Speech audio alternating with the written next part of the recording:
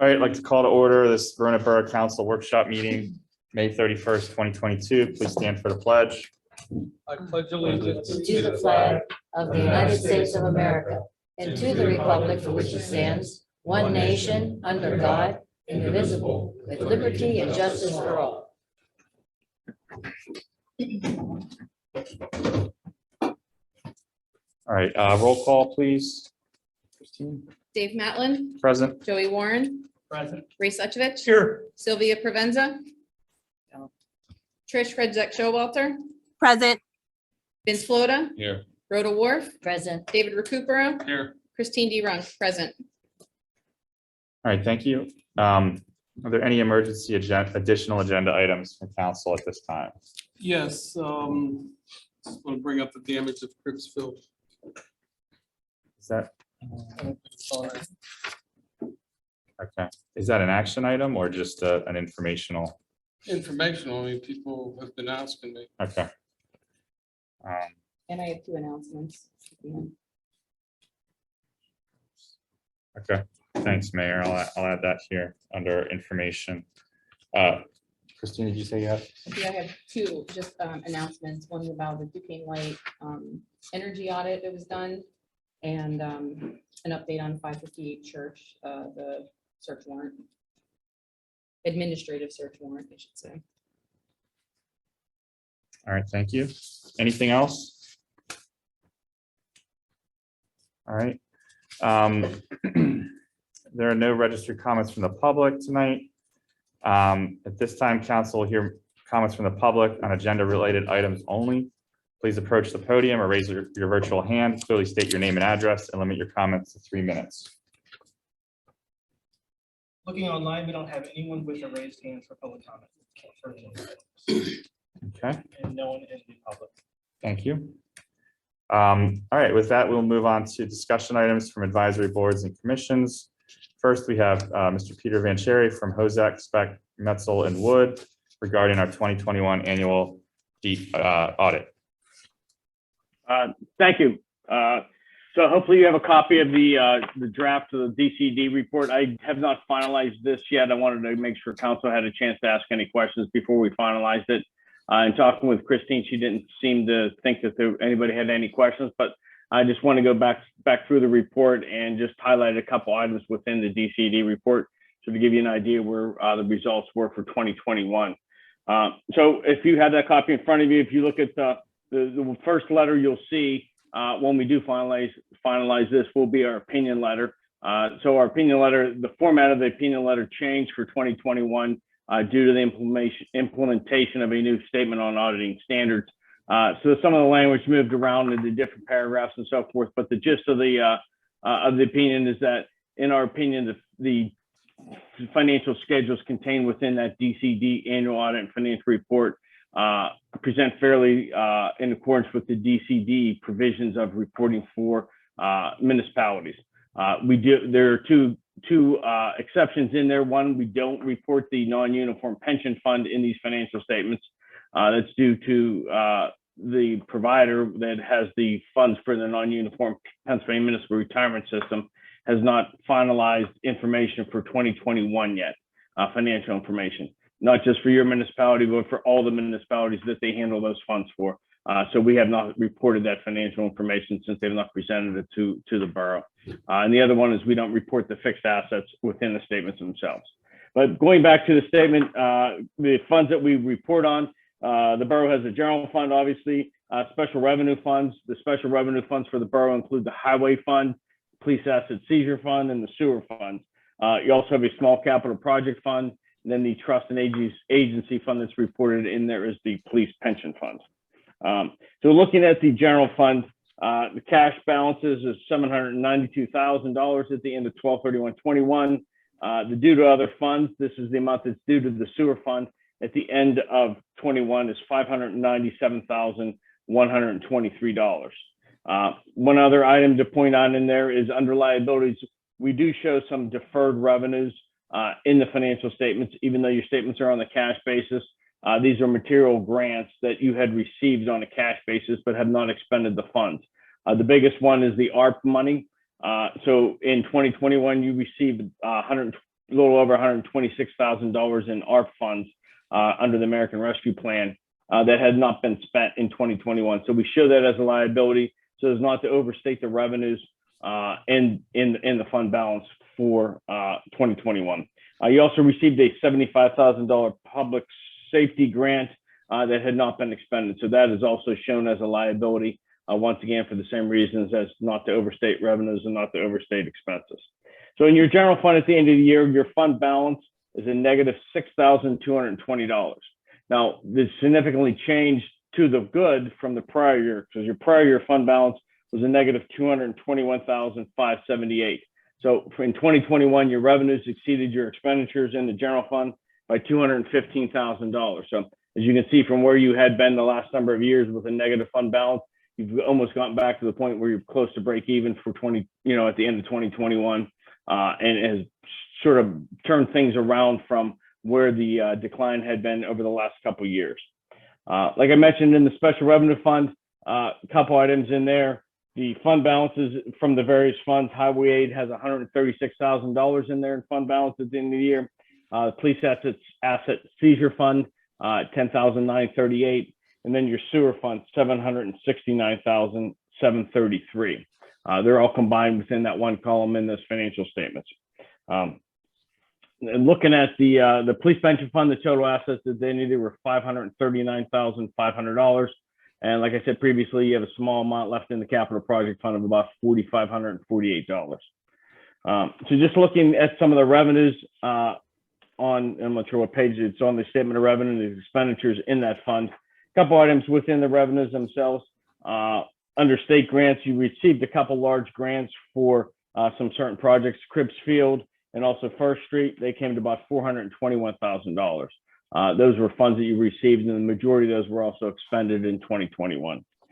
One other item that added to the positive change in your fund balance, you had not been receiving your pension funds from the state under Act 205 due to filings in prior years being late with the DCD report and not reporting certain other items in there. So in 2021, you received $181,000 in the pension funds.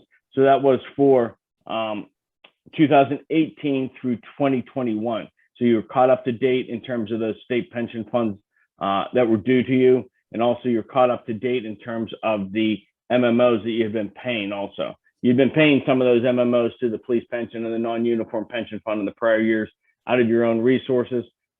This year you received those funds. So that's part of that change in the fund balance to a positive. So obviously it's not going to be a recurring thing. You're not going to get 3 or 4 years of pension funds going forward.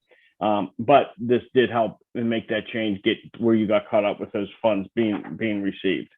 Under the sewer fund, also one of the positive changes there in that fund balance, like I said, that fund balance increased by $217,000. Some of that difference was really comprised of two items. One, the collections that the authority collects for you, they were caught up in terms of being deposited on time. So just in terms of a timing difference in those collections was about $109,000 in total between the increase in the revenue from collections, but also the increase in the timing of the deposits.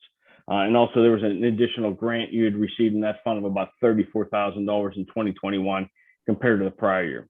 So some of those items did, adding those couple items together also was a result of the increase in the fund balance there. So as I said, there was increases in all those funds in the fund balance to the positive. So as you can see that those various items did help change the fund balance of the borough for 2021. A couple other items that happened in there in terms of the expenses, some of the salt expenses that were paid out of the general fund previously, and also for the street lighting, those expenses that were incurred in the general fund in prior years were put over and put into the highway aid fund and paid out of that fund. So that relieved some of the burden there. Also in 2021, there's some significant repairs that were needed to various storm sewers and some road repairs, that weren't undertaken or weren't needed in 2021. So that also helped for that change in fund balance. So as you can see, you're back to almost a break even on fund balance point in 2021. So I don't know if anybody had any questions specifically on the financial statement itself. Once our intention is to, if there are no questions, we'll file this and submit this to DCD tomorrow, and that should complete any requirements with them in terms of financial reporting from the audit standpoint. I don't know if anybody has any questions on that. If not, then I'll just touch real quickly on the management letter that we intend on issuing. I think Christine received a draft of that today, and I think she might have forwarded that to council members. First thing I want to say is that in the prior years, when we've met with council and met with finance committee, we were actually issuing a SAS 114 letter, which that letter basically stated that there was reportable conditions and material weaknesses in internal control for some various items. This year, all we have is a management letter, just meaning there's some items here that we would recommend, that would strengthen internal controls, not material weaknesses in internal control. So really, there's only two items in here, sewer receipts and billings. I did mention earlier that those collections did improve in terms of timeliness. We did leave that in there because at the beginning of the year, those weren't as timely. There was still a delay in terms of the check being dated a certain amount and not being deposited. Some of those were up to 25 days. So I think that sort of corrected itself, as the year, as you move through the year. And the other items, there are some debit cards or credit cards that are out there for Borough. We did not see any formal policy on the use of those credit cards. We would recommend that the Borough do adopt some kind of policy so that everybody's aware what the correct use of those funds are, and what happens if those cards are not used for the proper purposes, or receipts aren't retained, or various items like that, just as documentation for protection of council, and also to provide guidance to the people that do have those cards. So that's really all I have. Unless there's questions, I'll be more than glad to answer anything. Like I said, we'll get this filed and get final copies out to everybody tomorrow or the next day, Wednesday. Okay. Any questions for Mr. Vancheri, council, mayor, staff? All right. We have Sylvia present now virtually as well, and Trish online. If you want to ask them. Yeah, Tricia, Sylvia, do you have any questions for Mr. Vancheri? Not at this time, thank you.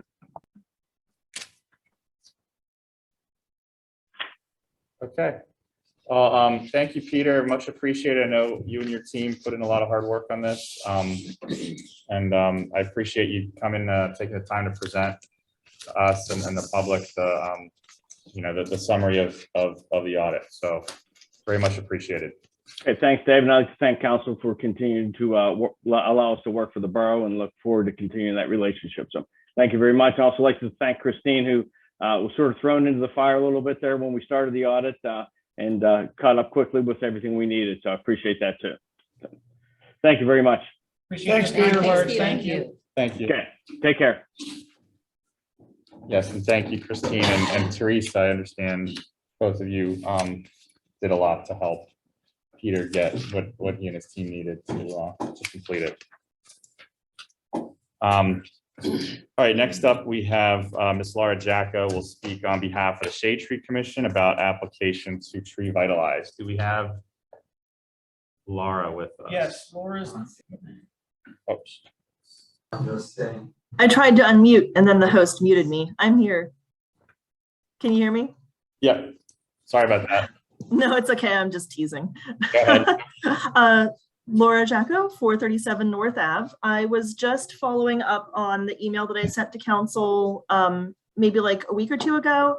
And I understand that it's somewhat last minute for our shade tree application for the fall, but the gentleman who I work with at Tree Vitalize, who also lives in Oakmont, did identify a parcel of land that is borough property that he thought would be a good place for some new trees. I did forward that email along to everybody, and wanted to see if hopefully everyone had a chance to read it. I can answer questions on it. And if I can get everybody's approval, I already talked to Christine to get her what she needed to send me what we need to let Tree Vitalize know that we're allowed to plant there. Where were the- So this would be similar to like what I did in Railroad Park before, where we put some new trees in, and the borough basically doesn't have to do anything other than say, yes, it's okay to put some trees there. So please, let me know if anybody didn't read it. I can recap it a little bit more in depth, or let me know if you have any questions. Is this the map? Yeah, it's on West Railroad, the place Is it in between here? curb and the railroad Yeah, it property. should be in there. There used to be trees along that whole area, and I believe a couple have fallen down or been removed. I think she's talking about. I I think there's a curb and then there's a grass area. Yeah, and then that across from the garden. Gardens, right. Yeah, I remember those trees Some of them have been destroyed or whatever over the years. I don't have a ball. I don't have a problem with there. it. Did- I support. Did you have a question, Rhoda? No, Or I just, Oh, yeah, no, okay. no. Did anyone else have any questions or, No, not really. Christine, do we need any kind of formal action on this or just, I mean, I wrote it as a resolution that would be to provide a that- letter in support. And so that's. Oh, an action item sorry. further on. yep, that's in there. Okay. All right, so at this time, we'll just, if there's no questions and, Laura, you don't have anything else to add there? I would just maybe, because I know that this question does come up sometimes, and I do appreciate that everybody knows me enough to, trust what's going on, but just, for the record, if anybody's listening, we do work very closely with Tree Vitalize to plant appropriate trees there. I know 100 years ago, a lot of very large trees would get planted very close to sidewalks. They don't do that anymore, and they in fact suggested columnar or very upright trees that will not have a large spreading or branching habitat there, so it will not be encroaching on territory that might be interacting with railroad property. So that's what the plan is for there. Again, they put a lot of thought about what tree they put in what place. So I wanted to bring the attention to that as well. Laura, But thank you for not asking me about it. I have one question. Do you have a Sure. roundabout estimate of how many trees will be planted there? That's a beautiful question. Christina actually also had the same question, and I don't know. That will be dependent on a site visit. So I will bring Brian over to that area and he'll count out how many is appropriate. He always basically measures the spot and then puts in as many trees as is appropriate for the space that's there. The only So that'll concern be I have- contingent on them. The only concern I have, I mean, I'm all for it, is just that the trees that are existing there are already spaced. It looks like symmetrically apart. A lot of them have been removed or damaged, but as long as it's put in, in a symmetrical manner, I have no problem. Yeah, I would say that they're usually really good about, they don't squeeze them in. They actually probably, if anything, give them extra space. But I would say, as kind of a good example, the trees that we planted in like Railroad Park, where there's only a couple, like maybe 4 to 6 along the large front of the entire park. And I think so far they're looking pretty nice. So yeah, that's what I would say. That was my only concern. Thank you. But yeah, I'll follow up once we have the site visit from them too, to let you know how many they decided. Laura, what are the chances of us getting new trees on East Railroad Avenue where there's like 13 trees that the tops have been cut off, or has anyone looked at that site? It's on East Railroad Avenue, along where the houses are. They don't replace existing trees. They just put new trees in where there's space that trees aren't already planted. So I think that's outside the scope of this particular government program. Okay, so if we had those trees removed, would they come and plant trees there? That I'm not sure. I mean, I'm sure that they're not very into the idea of removing older trees, but I have seen that over time, some of those trees do get old or come down for reasons of like safety, or if they're rotted or what have you. And then we can put replacement trees in there. I will caution and say though, that I've run into some problems where there's been trees that have come down because of Duquesne light taking them down over the last couple of years. And they won't come in and like root out stumps or anything like that. And that can be very expensive to do. So they'll plant around stumps, but they won't go remediate a stumped area. Which, you know, I've had people that want me to replace where Duquesne Light has taken out a tree, but Duquesne Light leaves the stumps there, and we kind of have to just plant around that. So I would caution that being something that would be have to be dealt with. Okay, thank you. Sure. Okay, any other questions for Ms. Jacko? All right, thank you, Laura. We do have this on the agenda as a new business action item coming up shortly. So thank you for your presentation and answering questions about this. Thanks. Just as a clarification, does that mean that you will be taking a vote on the resolution shortly? Yes, later in this meeting. Yep. Okay, beautiful. Thank you. Yep, thank you. So next we do have new business and action items, of which there are several. I'll just take a moment to just announce that we did have an executive session directly prior to this meeting on various personnel and collective bargaining agreement issues. We also had a executive session last Monday, May 23rd, regarding personnel and collective bargaining agreements as well. So moving on to new business. The first one, well, there's two items here, and they kind of go hand in hand. So I'll explain both of them or give a little primer. So the VOP Trail project, the Verona, Oakmont, Penn Hills, and Plum Trail project that's been in development between the four municipalities over the last few years. Recently found out about Allegheny County announced the Trail Development Fund grant called Trail Development Fund grant program back in April. So this is primarily designed for trail projects identified in long-range plans such as Allegheny Places, which is the county's comprehensive plan, or other local, municipal plans. And this trail project is part of the Allegheny County's long-range plan. So it is a good fit for it. This is using ARPA money that went to the county. There's no match. There's a minimum of $150,000 project for the applications. The deadline to spend it is December 1st, 2023. And the applications are now due June 15th after, I believe, they had a 1-month extension. So there wasn't a whole lot of time, and it was tailored specifically for trail projects. So Penn Hills Planning Director, Chris Blackwell, who's part of the VOP committee, he saw the opportunity here for the project, and he worked with Friends of the Riverfront to come up with 3 applications that he developed for this grant program. So the one is the engineering and construction of the Milltown Segment 2, which is, I think, entirely in Penn Hills. The second one is to do the remaining engineering for Segment 1A in Verona, which that is currently in preliminary design with the consultant is Trans Systems, and that's through an active Allegheny grant. And then the third would be to do the engineering and design for the entire trail from the Allegheny River to Boyce Park.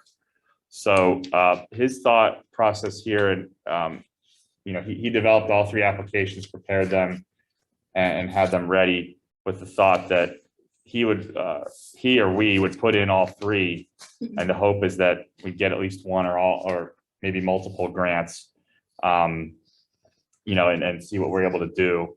And it would allow us to continue the project after the current work wraps up later this year, after which point we don't have any activities planned. So there is going to be a public meeting later this summer on that, on the current preliminary engineering. So look for that.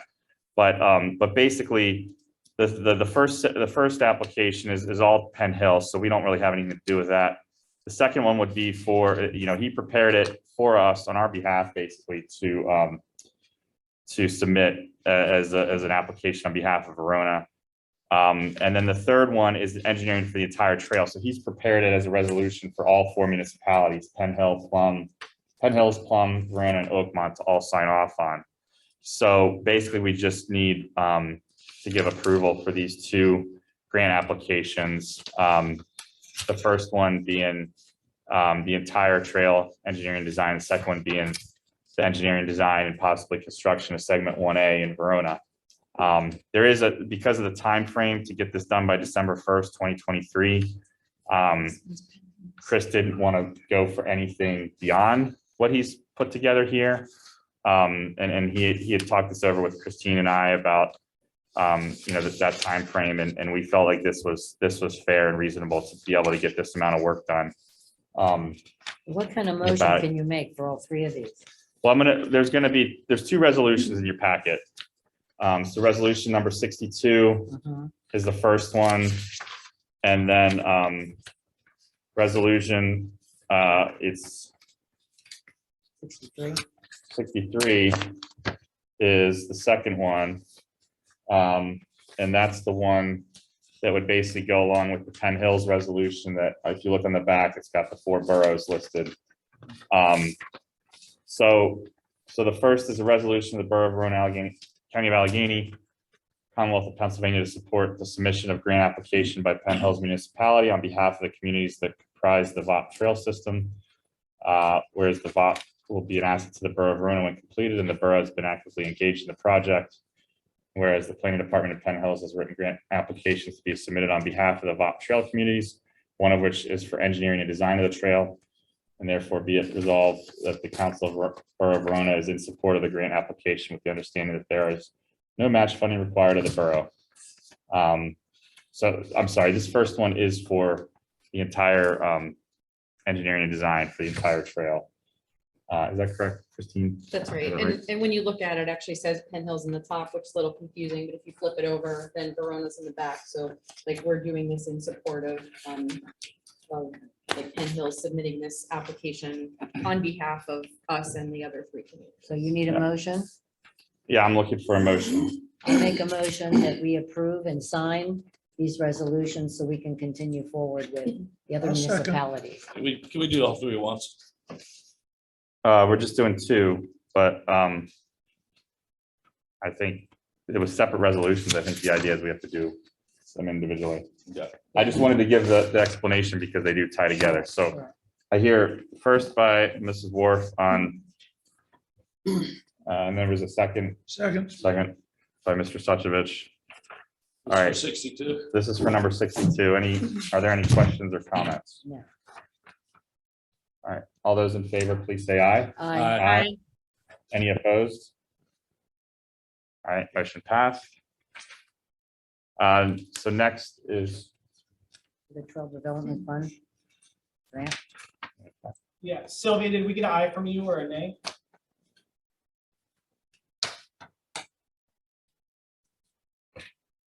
Sylvia, if you can hear us, you're muted. We're gonna be voting for these, yeah. Okay, no, I voted in favor of. Thank you. Thank you. Just wanted You're to welcome. make sure you were there and heard. Okay, thank you. All right, so the second one is the one for the VOP segment 1A in Verona. Do I have a motion for that one? I'll make a motion to pass that. All right, first by Mrs. Wharf, second by Mr. Suchovich. Any questions or comments? All right, all those in favor, please say aye. Aye. Aye. Any opposed? All right, motion passed. So that takes care of the first 2 items. The next is a resolution to approve a budget for additional walkworks funding. I will let Christine explain this one, if you will, Sure, Trish, unless you wanted to kick it off. or that works too. Yeah, I figured we'd kind of be co-presenting since we had worked so closely. So first, Christine, thank you so much for being so engaged in this project and finding a way to really maximize what we're able to obtain from not a huge amount of money, but a reasonable amount of money in order to be able to progress us towards a lot of the future goals that we've discussed. So to back up for a second, we have a grant from the PA Department of Health called WalkWorks for $18,000. Recently, they realized they have extra grant funding and they selected Verona and 3 other municipalities across the state to receive an additional $10,000 in funding specifically for the purpose of a sidewalk inventory. So while it may not normally be our highest priority item, it is a no match, no application, $10,000. So we are looking to present tonight. What we came up with is, again, how to maximize the spending of this money to, of course, first and foremost, accomplish the goals of doing a sidewalk inventory, as well as maximize our ability to use the tools that we can gain through this for our future goals. So again, the purpose of the project is to inventory sidewalks that are owned and maintained by the borough. And we highlighted that this would probably likely include, although this is open to discussion and input from all of council, that the sidewalks in the business district would have a priority, as well as major pedestrian thoroughfares, such as from the business district to Giant Eagle, around the elementary school, and other borough assets such as our parks. So variables that we would like to consider throughout this work include estimates of the length and width of the sidewalks, conditions of the sidewalks rated on a numerical scale, as well as imagery. So Christine prepared this budget. I don't know if I should go through line by line or just see if anyone has questions, but we can actually purchase the GIS software from this money. So the money is fairly flexible with what we purchase with it, which is fantastic. Christine also consulted with our summer LGA intern to see if she'd be interested in doing this additional project on the side and if she had the bandwidth and capacity. And she is tentatively willing to do that, which is fantastic. We will also need some engineering oversight from Matt and Senate, which is the engineering consulting fee added there. I'll let Christine explain the mapping consultant a little bit more in a moment. We also were able to build in some technology that we will have after the completion of the project for future work, which includes an iPad as well as a computer, and then some cases for that totaling 10,000. So Christine, did you want to explain the mapping consultant? Sure. So the mapping consulting comes from a company called Civic Mapper, and they do mapping for a lot of municipalities, as we may guess from the name. And these, I was in touch with them a couple of times actually, and came up with the following scope. So when we set up our ArcGIS Online account, for those of you that have an iPhone, you may or may not have known that when you set up your Apple ID all those years ago, you would be wed to that Apple ID forever. It's kind of the same thing with this GIS software. So we want to make sure we set that up in a way that we can live with forever.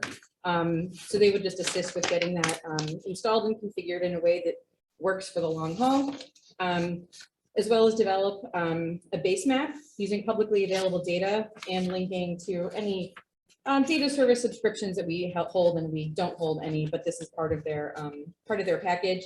This includes developing, for example, like if you ever gone to the county's GIS website, you can click on, so actually the guy who did the county's website is the guy from Civic Mapper, he knows his wife. So they're like they have extensive experience doing this, and we would end up with a base map that has imagery. You can click on your house. You can see that it's an R1. If you don't know if you're allowed to put up a shed in R1, you click it, it'll take you out to E-Code 360, and you can see if you can put up a shed by right, or whether you need to get a zoning permit, et cetera, et cetera. So it's pretty helpful. It'll link out to the Allegheny County portal, making it easy to find the owner. Like all of this is very, very clickable.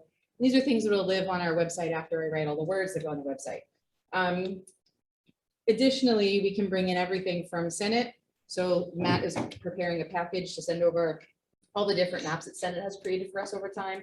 So we can bring those in. That's item number 3. Item number 4, 5, and 6. This is where we really get into the sidewalk part of it. That includes thinking through not just what data we want to collect, but how are we gonna like physically collect the data so that we can import it into GIS in an efficient manner. We'll also include really some upskilling with our intern. So providing that opportunity for her to learn additional, as well as for me, and actually AJ may even get brought in on this because he'll be using the mapping software as well to, deal with sewer systems and manholes and things of that ilk. And then also just some troubleshooting and support as we work our way through the sidewalk inventory project. And all of that is not to exceed $5,000. Need a motion?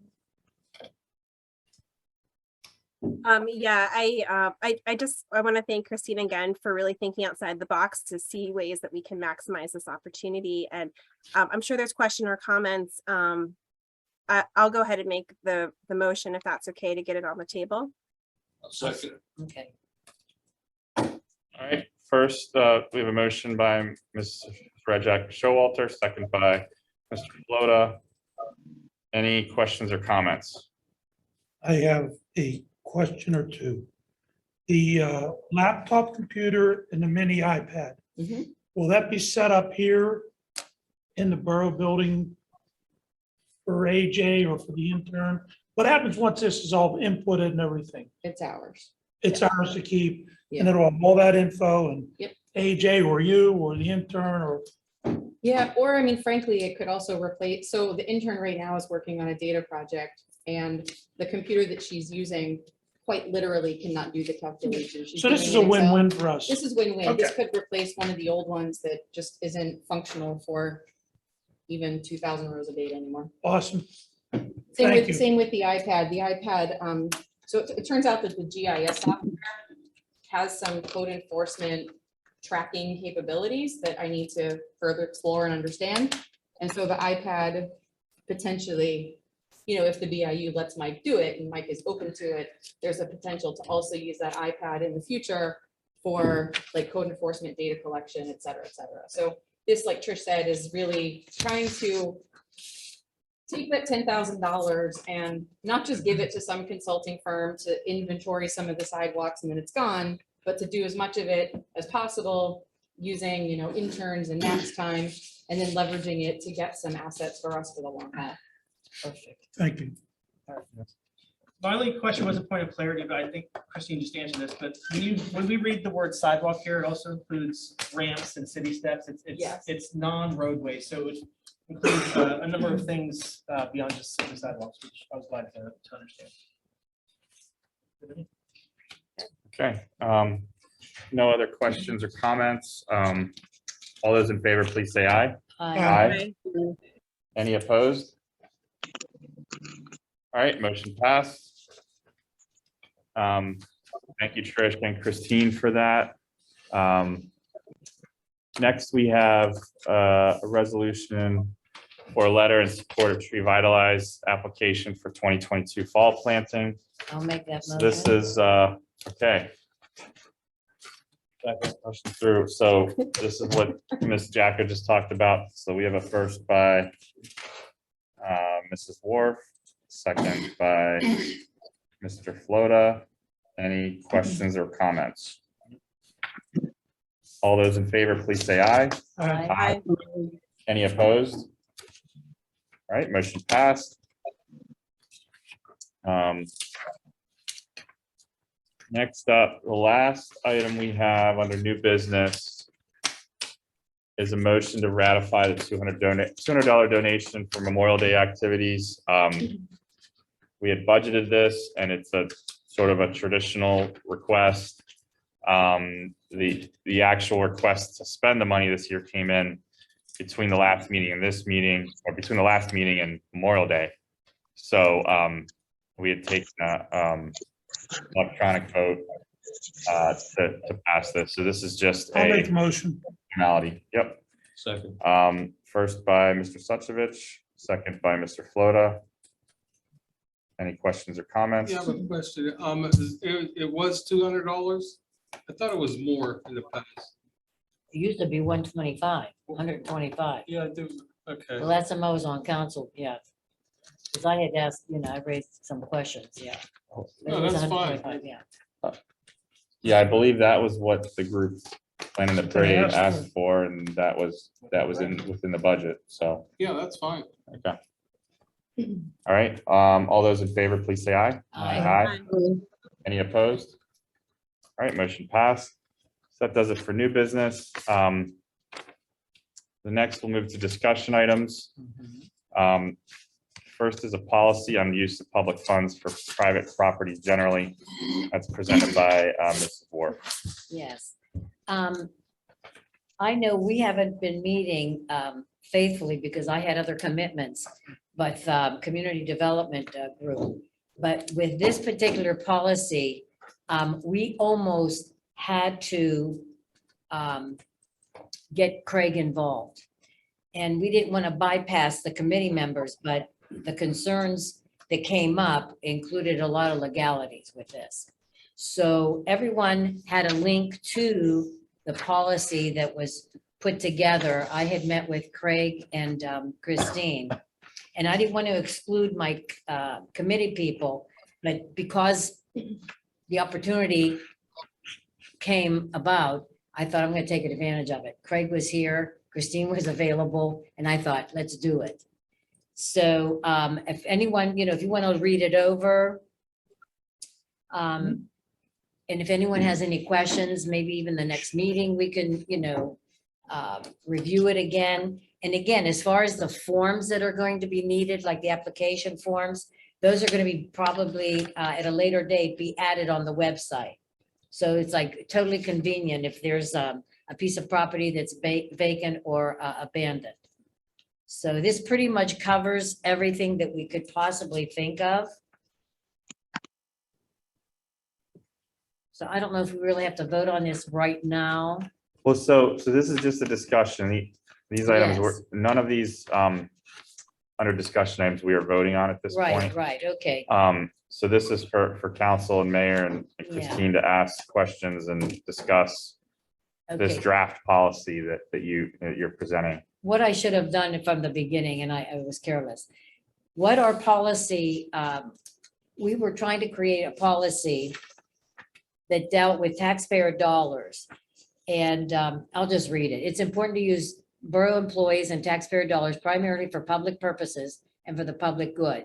The providing of services by borough employees and the use of taxpayer dollars on private property should be strictly regulated. And what we were concerned about is how far do you take using taxpayer dollars to take care of public property? And basically that's what it was in a nutshell. Private property, right? Private property, yes. Like for right now, our, streets crew cut the grass on a lot of properties. So we have beautiful ordinances. We just need to start enforcing them. There was actually a revision in 2018. We never came up with a number, did we? No.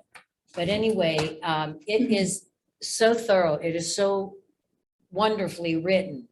That we can start getting more organized with a lot of these vacant properties and getting a handle on it, like having, funds, fees paid to take care of maintaining these properties. So we're heading in the right direction. Again, we can fine tune it as we go along too. But this is a start. Something has to be done with some of these vacant properties. And also our intern is going to be mapping a lot of the locations of a lot of vacant properties. That perhaps we can, investigate them and see how far can we take it. Can we get into interested parties to go through the vacant property program? So, I mean, that's like in the future, but it's a start. What about the properties that are owned by individuals?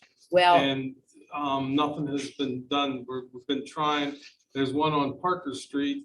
Somebody owns it, but they refuse to cut the grass. And it's, we went through it a year ago and it's still, the grass is very high right now.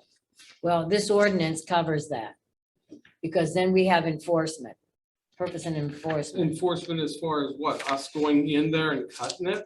Well, no, it's getting the owners to take responsibility.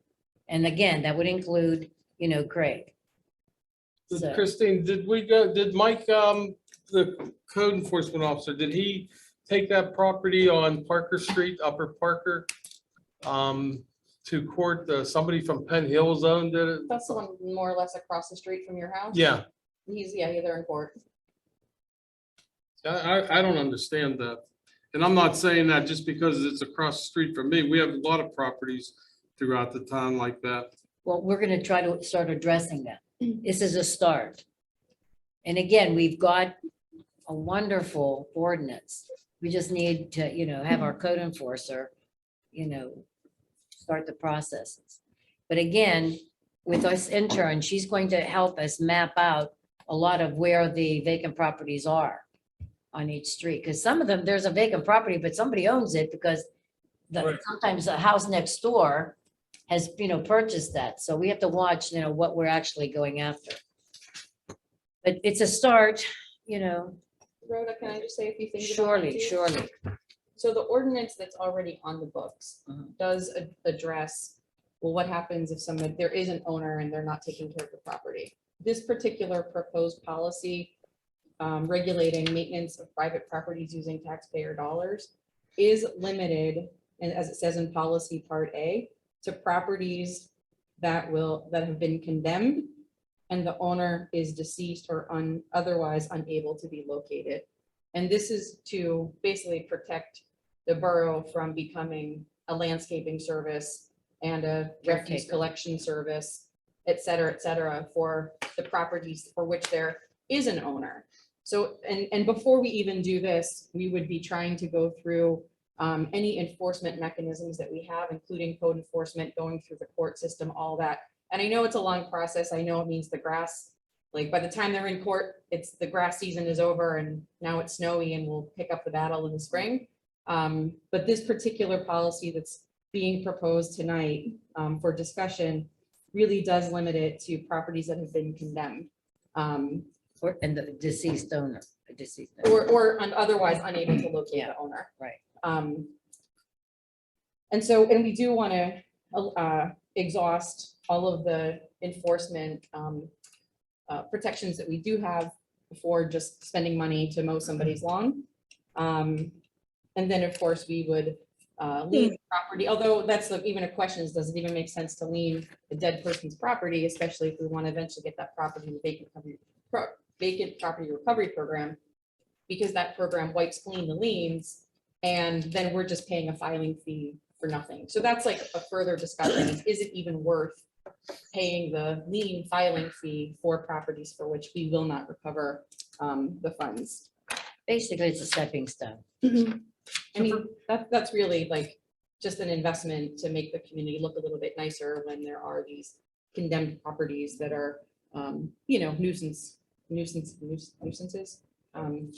the area. And also, eventually, we're gonna be working hand in hand, Ray. This is just a start, because this was under our community development, so. We get it back together now that.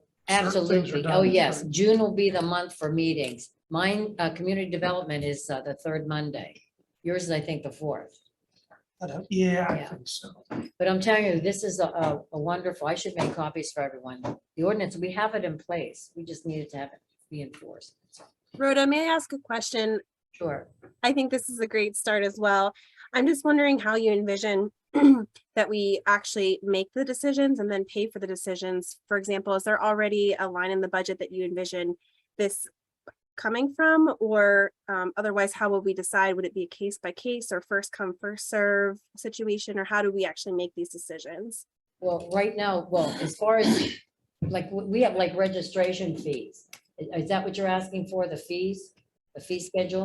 We're not in a place to implement that or to actually enforce that ordinance. No, we're not. I mean, I'm just looking at the fee schedule there. Oh, I just took when she was asking about the money. Okay. I think it's number C or letter C under policy. Oh, is I that what think that's what she's she's asking. Oh, okay. I don't think Trish has the packet, so. Well, that would be the decision of the borough manager. Isn't that what you're asking? It's sort of spelled out that way. She don't. I understand that, but I mean, if the first one comes in and it's $5,000 to remedy, but then we have two more behind it that are $500 each to remedy, how do we work with Christine in this case to make the decision about what gets the highest priority? How does that actually work? So I actually had a question similar to that. I don't know if you're gonna get the answer now, but Trish, I had something similar because D, I think is important to note because when you look at this, it's to alleviate a danger or a nuisance. So I'd say danger takes precedent over nuisance. And one of my questions was recurring. I don't want 123 Main Street to be landscaped, every other week, and then also have the snow shoveled for it because someone's deceased. All of a sudden, we have a pet project where one single property is receiving lots of funding. So similar to your question, I guess, or maybe it's not, maybe I'm aligning these two closely, but I would say danger would probably be at the hierarchy of why we're addressing what we're doing. And nuisance, I have a nuisance property, near me as well, and I know, it's not the highest priority. But as far as nuisance goes, we're gonna have these very specific segment of properties given to us where hopefully it's not that many. Hopefully there are people who are, elusive to someone knocking on the door, we're leaving a hang tag, but they're answering the door. But for that very specific segment of deceased people or whatever qualifiers are there. Well, I think It's one, not a huge roster of homes. well, let's say if it's something that is a vacant property, or I'm trying to think, like where you're making a reference to, I think someone's actually living there. Right? I'm not talking about a specific property. Oh, okay. This was pretty much geared by when I was doing this, or we were doing it, was if somebody was actually deceased or not able to get a hold of. I don't know if that makes sense. For an actual vacant. For an property. actual, yeah, This is for the 204 West Railroads and the 473 Union Right. Streets and the 558 Church Streets of the community. where there's no one to get a Yeah. hold of. Yeah, it's a handful. It's really meant for those. It's not meant to become, the borough to become a maintenance, property maintenance service. And again, we can take this one step further, and if it's in that particular category, then we can go to step 2 to see, is it something legally now that we could put it out there for someone to purchase it? So that would be like the next step, because there's a lot of vacant properties that there is no ownership. So maybe we can start getting those on the tax records, tax books. So I see this as a blueprint for Christine and Mike from BIU to use as this is the directive or the will of council Mhm. as far as how to handle maintenance issues on private properties that come up day to day. I think this is a great, I think it looks pretty good. I think it came about because we needed some sort of a policy. Otherwise, I think Tricia's point, if I may, I think what she's getting is how do we, limit how much money or rein in or control the amount of money we spend on private properties. And I think the way to do that is through policy. And this is sort of that first step at the policy to limit that. So it limits, like Christine said, it limits, the use of public funds on private property to those that have been condemned and the owner's deceased or unable to be located. And then it says that, all enforcement mechanisms should be exhausted prior to deciding to use money on those private properties. And then we're basically saying it's the decision of the borough manager and or borough secretary in the day-to-day operation of the borough to decide whether employees or taxpayer dollars should be utilized to maintain them within, in accordance with this policy. So it's setting a framework. It's not deciding every single case. It's not setting a budget for how much we want to spend on that. But there's got to be some kind of, guidelines or like, you think of like bumpers on a bowling alley. There's got to be something to keep us. Otherwise, everyone that has a vacant property that they don't want to maintain, or even an unvacant property they don't want to maintain, they'll just not maintain it and expect us to provide their landscaping. Well, again, So if it's owned by someone that we're, can, get their name and address, then we Yeah. can pursue them legally via code enforcer. yeah, This is basically the private property. And in a nutshell, like if they're deceased or we can't find the owners. It's not like Yeah. every vacant lot in Verona. no, and that's This a is good more point. specific, more specific. Yeah, so I don't know if it, maybe Christine, you can answer this. I don't know if it's possible to put an exact dollar amount on how much this would cost us, but I think it would come down to us, budgeting a certain amount in the budget for this sort of thing, and then when that's exhausted, it's exhausted. Or I don't know unless there's another way about it. Yeah, I that I'm not mean, thinking of. that's one way certainly is to set a budget for this kind of thing and then, But also, if we're gonna create a budget, you can create a budget via the fee schedule when there is like, if we could enforce it, like private property that we had a fee schedule set up, like when they register the properties, we can maybe start using those funds once it gets created and established, that we can start using those monies, to maintain temporarily. and I mean, just so you're talking about the vacant property registration program. Right, Yeah, right. we're just unfortunately not actually there to do. No, that we're not, at no. an enforcement level. No. But I do think within a couple of months, we truly will be, because Taylor, the intern, is making tremendous progress on creating that vacant property database. Mhm. And so, once that's finished, and she's cross-referencing delinquent taxes and the whole 9 yards. And so we'll know which properties qualify for the vacant property recovery program. We can legally post that on our website to say, these 10 properties qualify for vacant property recovery programs. There are developers out there, for-profit and nonprofit developers interested in that kind of thing. So, once, like in 3 months, I really do think we're ready to enforce that ordinance that is so well written. And to your point, we could use those registration fees.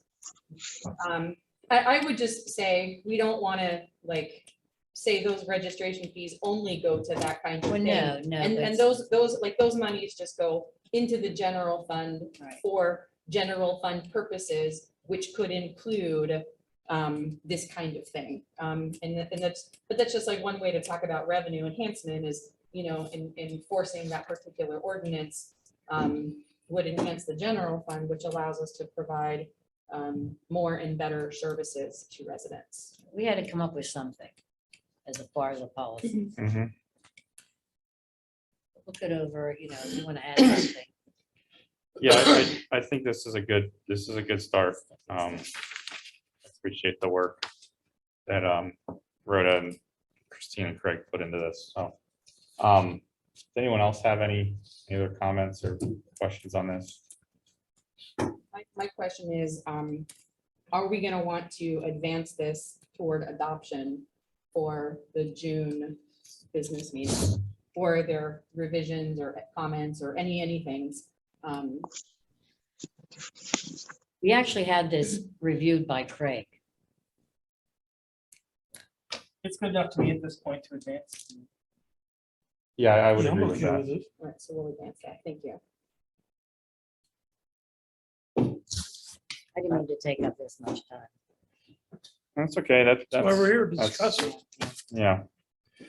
All right, next we have rodents on Church and Union Streets. Mayor?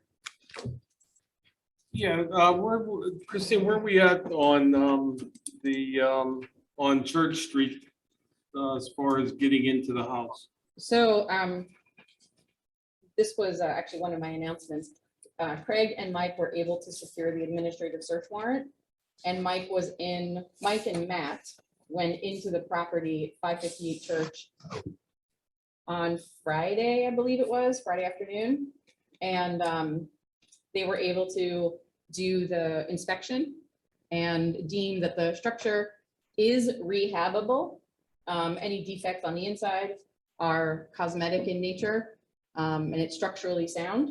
They also found very little evidence of rodents inside the house, and certainly not an infestation.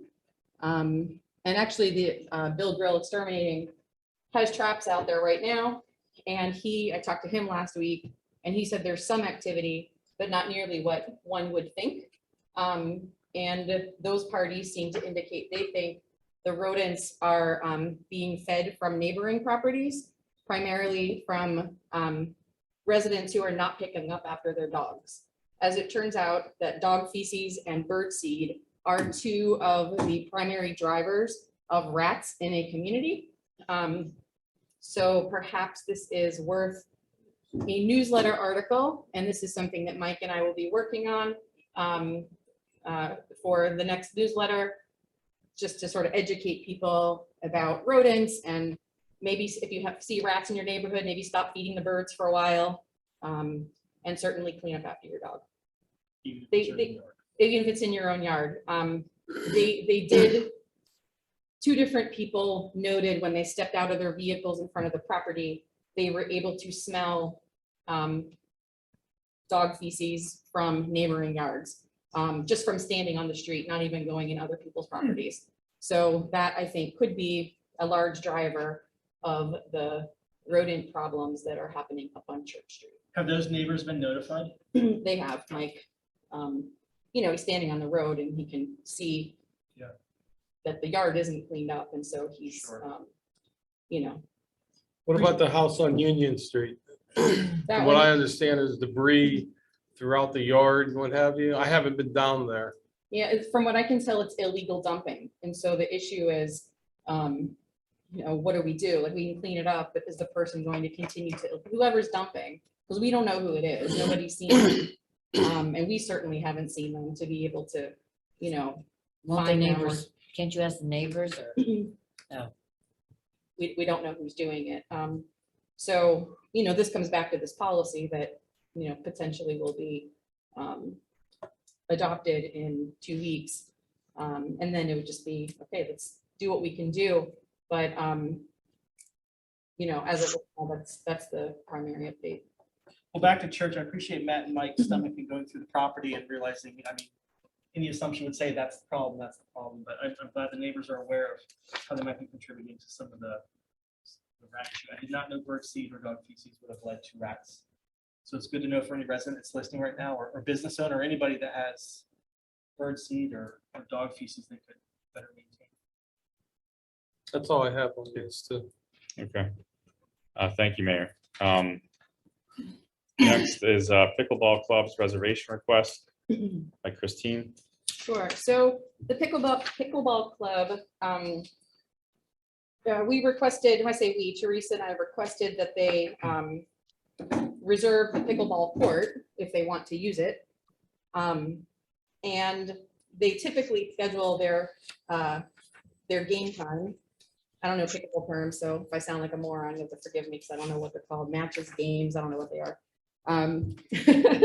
So they, but they schedule through a website maintained by the pickleball club. So it felt odd to me that a Verona resident who's not part of the pickleball club would need to go to a website not maintained by the borough to reserve a borough resource. So I asked Jeff if he could basically reserve the courts for a block of time, and then they can schedule however they see fit for their club, but that time would be reserved through official channels. So he said, that's fine. He's happy to do it. When the request came in, it's from 9 a.m. to 7 p.m. every day. And so that is in violation of the park policy that we just adopted about monopolizing. So the park policy says monopolizing is more than 8 hours per day and or 4 or more days in a row. So we just need to, I can't through the normal park approval policy, protocol, approve this recommendation or this request rather. And I'm here asking for input as to how you all want to proceed with this pickleball court reservation request. Tell them to take lunch from 2 to 3. Yeah, could you recommend just keeping it to 8 hours a day and Point them to the. maybe 4-day blocks and then a day off and then a 4-day block? I mean, it's up to you, decide how you, we can do that. We can do like Ray said, take a lunch. We could tell them to take a long lunch. We could tell them take lunch at different times every day so that people who are off in the morning can play at 10 o'clock some days, but Yeah, the reason we put that in there because there will be entities that will just say, I'm reserving cribs from the beginning of June until the end of August, every day that it's open for the hours that it's open. We don't want that. If we're gonna have perpetual use too, it's gonna be like perpetual parking and all the other things that go with it. So, if you just point to the policy, I think that, it's stated, we all agreed on that. So if they could be directed to that, I just ask them to reapply and consider the bumpers again. They need one of those. I can do that and I'll just be back in a month with this. Totally ongoing. Oh, And I was also asked. Just to- because it's a baseball field doesn't mean we should have T-ball, baseball 7 days a week. So I mean, there has to be pause in it so that everyone, you know, in the community, not just for the court itself. I'm not saying this to you, I'm just saying this in general. You know, can, there should be like just constant professional sport or use of something. Someone can't also rent a pavilion to do what they do for 7 days a week in a row either. So any of the properties that we have, you know, for whoever's hearing this, you should apply for and go by those agreed upon constraints. You know, you have to have pause. And I mean, if I understand it correctly, the people who are part of the pickleball club could still use it during normal park hours outside of the reserved times. It's just gonna be a bit of a free-for-all. Correct? Right, because they won't know who, I mean, it's like 6 people might show up or 8 Yeah. people might show up for the same time Yeah. block. Yeah, you know, kids in So- middle or high school take a First come, pickleball first class served. and they want to pick up and play. They don't have to sign up to register during the 7 days that's been booked with a professional sport club to play it. They should be able to go play recreational without having to be told we have it all day, every day. So we need to realize that, and it's for good reason. And all the other Verona-based sporting leagues like RA and LVF, they have to follow the same rules. So So what are we recommending to the club? keep it under 8 hours a day and under 4 days a week, or underpaid for 4 days in a row. Council asked if they Yeah. reapply with the request. And if you could relay that if it is a special circumstance, say they want to have a 5-day pickleball tournament. If it's a one-off deal like that, they can return to council and ask to waive in that certain circumstance. But if it's constant, it's ongoing 7 days a week for 10 hours a day, that's against the monopolization policy that we put in place. And again, correct me if I'm wrong here, but it within our policy, currently, who would submit a request for reservation courts? Was it Jeff? Jeff was submitting on behalf of the pickleball club. So if an individual within that club just called, you know, or went to the office and said, hey, I want to reserve the courts for 2 weeks from now, Monday, blah, blah, blah, that's not already reserved by the pickleball club, they could still do that as well. They could. Individually. Individually. I mean, I'm just thinking of, like, for example, City of Pittsburgh, the Mellon Park tennis bubble. You know, you call, you know, a week, it starts a week in advance or 2 weeks out, you call and reserve court time in certain blocks. And so those fill up, anyone can call and reserve that, you know, as an individual. I still think we're allowing for that sort of thing to happen. So I don't have a problem sticking to the policy we already established pretty recently. I just think Christine's probably right. We'll be back here again with comment, and we just need to be prepared for that. And There's 12 people requested for once a week. Just for historical reference, the Yeah. Parks and Recreation Board has brought this to the attention to council in the past about the pickleball club trying to reserve the park on their own on a different website. And the Verona Parks and Recreation Board had major reservations about that, about an outside entity reserving the parks without using the borough system of reserving the parks. Because it was brought to the Parks and Rec attention about how they had their own way of scheduling blocks on their own website.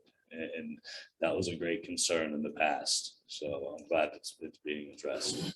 If the intention is not to monopolize the park, I would hope that no one's going to take this on and say, I'm going to book 3 days in a row, you book 3 days, and just in perpetuity have the same group book it, circumventing what the intent of this is. So I hope no one navigates that route. And that's not what the intention is for this. It's to have a shared public space. And Vince, you can refresh my memory because I just don't remember now that you were so involved with the park policy.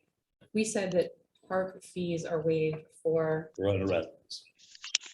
so if a person who was either in or not in the pickleball club wanted to reserve a court, it is subject, so they they would have the fee waived because they are a resident. If they, well, some people are residents of Penn Hills that are in that pickleball club. Right, So it would depend on Right. if they lived in Verona or Penn Hills. right, they would have to, live here. Yes, But then if somebody did not, then they would be subject to the $35 park reservation fee. correct. But they would just turn around and use a Verona resident.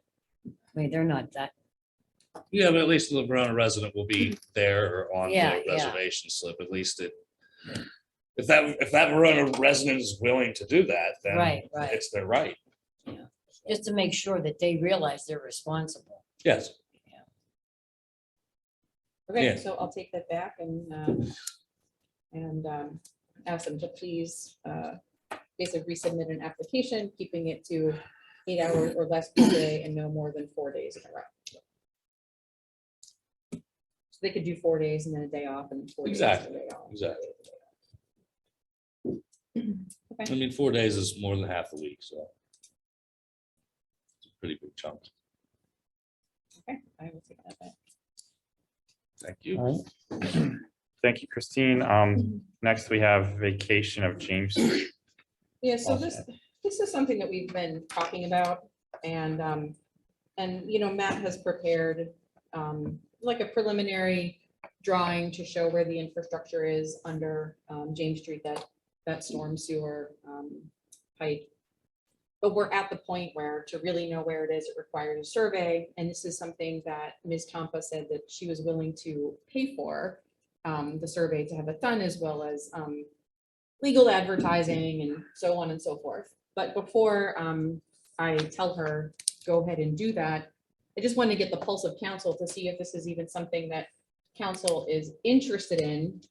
Because if it's not gonna move, then why are we telling her to, use her own personal resources to do something that we're generally not in favor of? So I know we can't vote on this and there's not all of the information, et cetera, but I wanted to get the pulse and, we kind of talked before about including legal language that would allow the borough to continue to have access to the infrastructure and not allowing her to build anything on top of, where the infrastructure is located, that kind of stuff, just to protect our interest in that infrastructure. So I guess if all of that comes back well and good and Craig reviews it and the language is there and everybody's happy with that, I'm just trying to get a sense of, are we doing this? Are we not doing this? So that I can proceed and tell her to either hire the surveyor or not. I mean, I personally think that we need to move one direction or another. This has been going on for, as far as I can remember, 4 or 5 years. Oh, No, this just started. it just No, started. this has been brought up before No, about, she got the other vacation Recently updated with the name. a few years ago. With Christine. Right. Christine didn't want but it. it's the same area. And Yeah. this has been an ongoing issue. She wanted the whole street years ago, but the neighbors weren't on board years ago. And so the vacation that happened a few years ago was really just for the sliver of grass that, Yeah, it was like 10 But- feet. and it appeared to be in her yard, but it turns out it wasn't. And so then that vacation basically made the yard. And then this vacation is for the dead end portion of the that would be split down the middle between Yes. her and the across the street neighbor. I don't So understand the reason, the rationale behind it. it's my understanding that they've had some thefts of boats. And they want to put up a gate across the end to keep people from accessing their equipment. Isn't that a drop? David, didn't you say there About was 8 a drop feet. there? They have a boat dock. Dory has a boat Oh, I dock. know in the she's back. had that boat dog. I know that. Yeah. But I'm saying, I thought you said there was a drop there. Well, there is. Yeah, at the end of the street, Yeah, there's like the an end of 8 the foot. street goes straight It's down. more than. So 8 how feet. could somebody Yeah. jumps down, it's still a boat? No, the boats are stored up like basically in her yard. In the garage, on her garage and what have you. But right now it's sort of a continuation of that street and sort of a dead end, but it's not being maintained or otherwise, we're not doing anything with it. Right. So I don't, We're yeah, not salting or plowing or. yeah, I cutting think- the the we either need to grass. maintain it like every other street, like the rest of that street and every other, or we need to. I mean, I guess we don't need to technically, but I think we should go one direction or the other. I think that's what you were getting at, Vince. Yeah, it's gonna keep rearing its ugly head Yeah. every couple years. And I know, 4 years ago, they just applied for the vacation of that grass, but it was brought up that they wanted the whole street back then. It just wasn't in the cards with the neighbors agreeing to that, but it's gonna keep getting brought back here. Okay, so it gets added on to her. We get lot. split between her and her neighbor. Yeah, but that's They're gonna across the be, street. right, so And then that, there's a setback. We're not having to maintain it. So And we're not liable for any damages or injury that no, but occurs on that that becomes part property. of her property. Yes, Oh, Well- half of the street. though. Yes.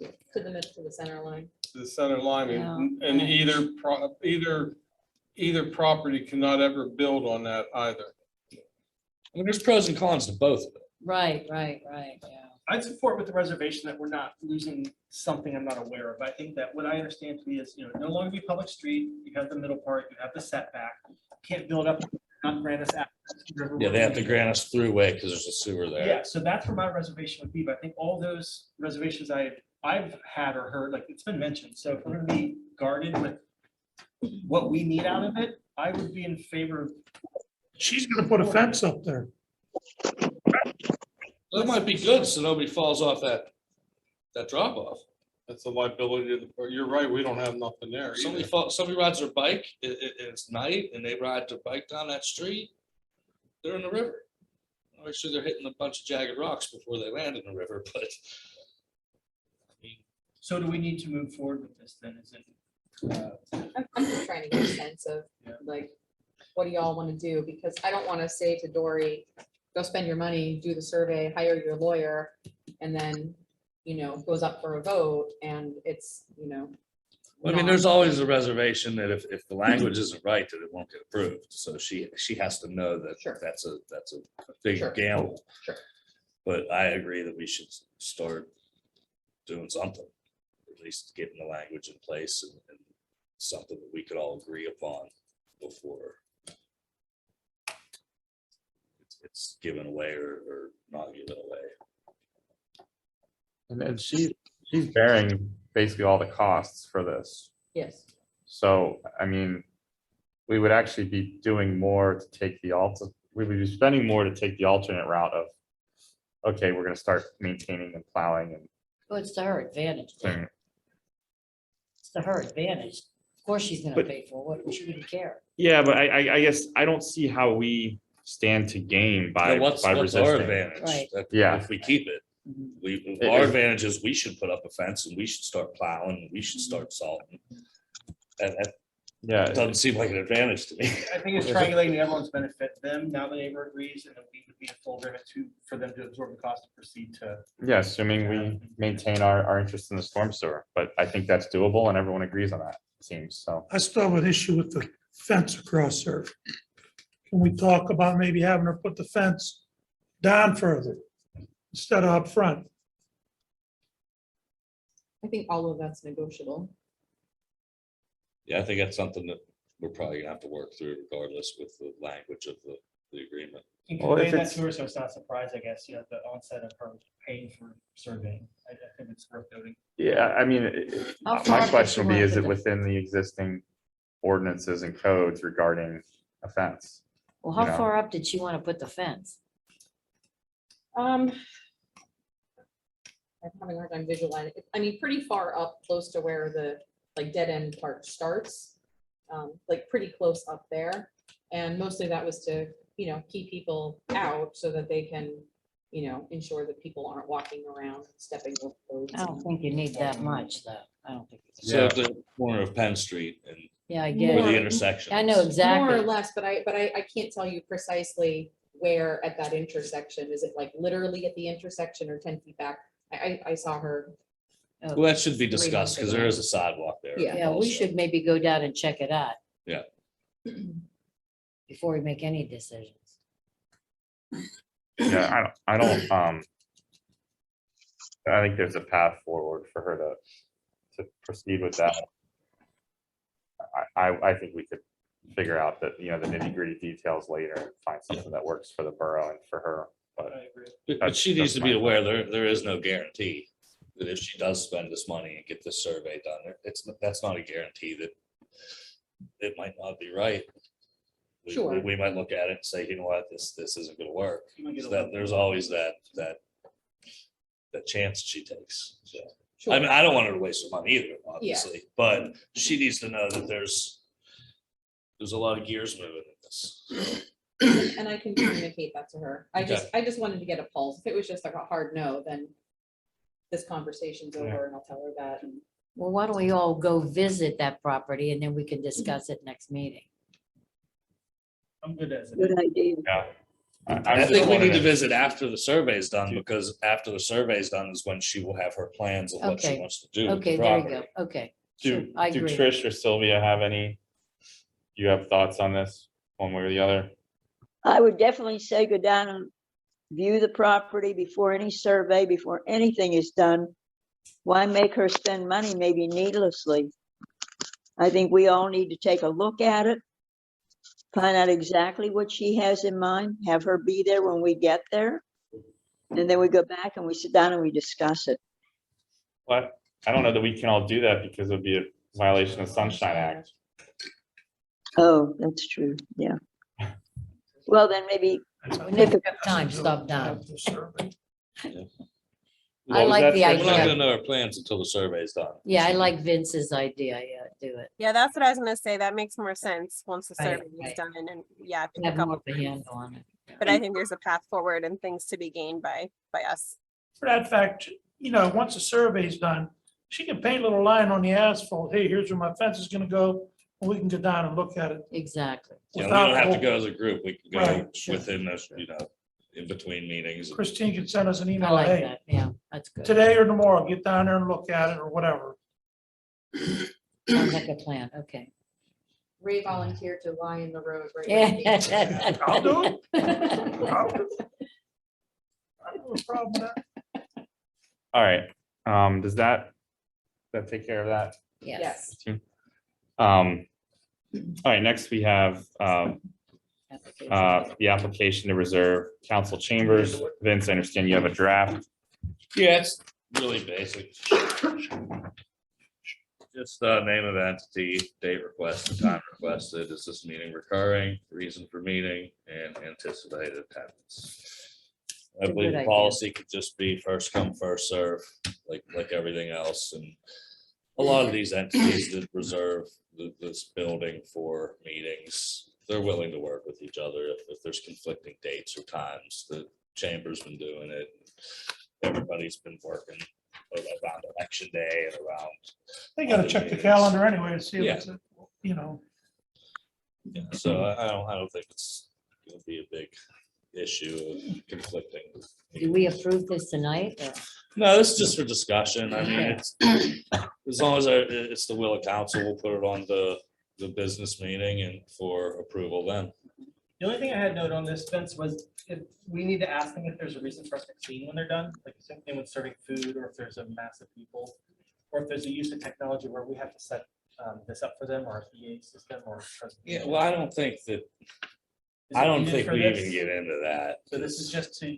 We can't even run this half Yeah, the right, time, so. right. Oh, that's why we want to have us, be like the point, is that like next level, I guess is my question. Yeah, This no, is I just think to reserve that's- the space, This is just to reserve the and the space. amenities and the cleaning service.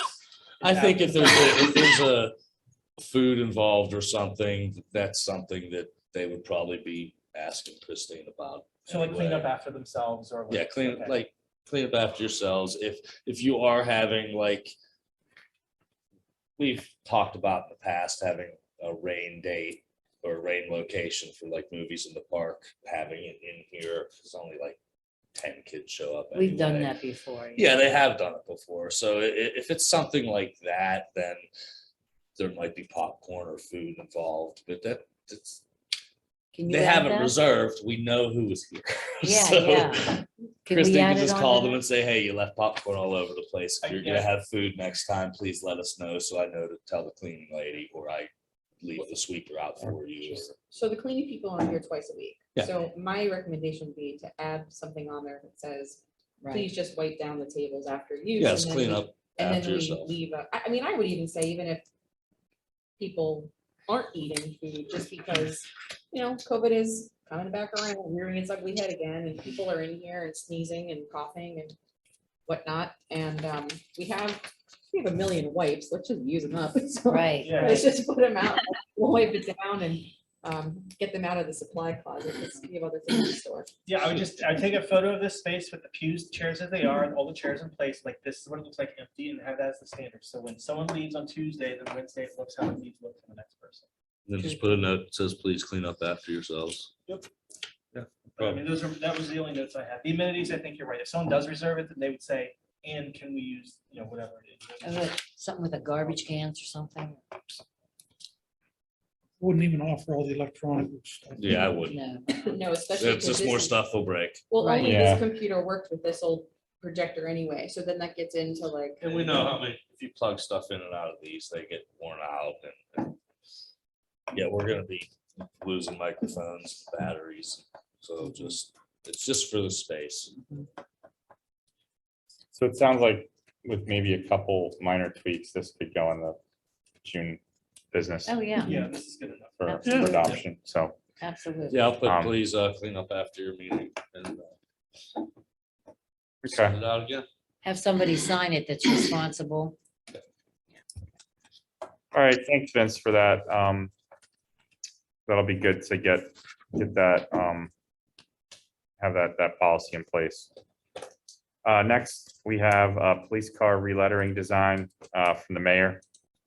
Yeah, I'll make this quick. The relettering of the police car was approved with the grant that we got through Senator Costas that Sylvia had gotten. And a while ago, I sent everybody out a couple of different designs and colors. And my feeling is, let's just make it what it is now, but I would recommend putting it in silver. You know, the lettering would be silver, or you could go white, but I think silver would look a lot nicer. Yep, I like that. Do we have to vote on that? I don't think so. Yeah, I don't think so. Yeah, the money's already approved, right? Yeah. The other thing I have, 7 and 9 would go together, but I'll read that in a minute here. But as far as graduation, let me get into this. Mayor, before we move on to graduation, can I just make sure I 100% understand what you want to do with the police relettering, since I'm going to talk to, are we still going to, With Oh. Rich, I don't know, Rich, but what's his business name? Cyclops Yes, that's it, Studios. Cyclops. So we're still going to use them, and you want to let the same exact design that we have now. Yeah, we could except go with the same use design. the part that's like very light gray or dark gray, the case may be, would become silver instead. Right, Okay. right, And we're only doing this for the newest car. right. The Ford Explorer, the other two will still be, one will be no lettering on, and the other one would be the, they call it the ghost lettering. Okay, so the Ford Explorer. will- Right. Thank you. Actually, next June 8th, Riverview is having a graduation of approximately 56 kids. And what they're going to do is they do it every year. They do a little parade in their cars. It'll start from Oakmont into Verona. It will be starting at 6 o'clock, 6:15. The procession will start. And it'll make a right on Center Avenue, come past the police station, then left on James Street, back on the Allegheny River Boulevard, and back to Oakmont again.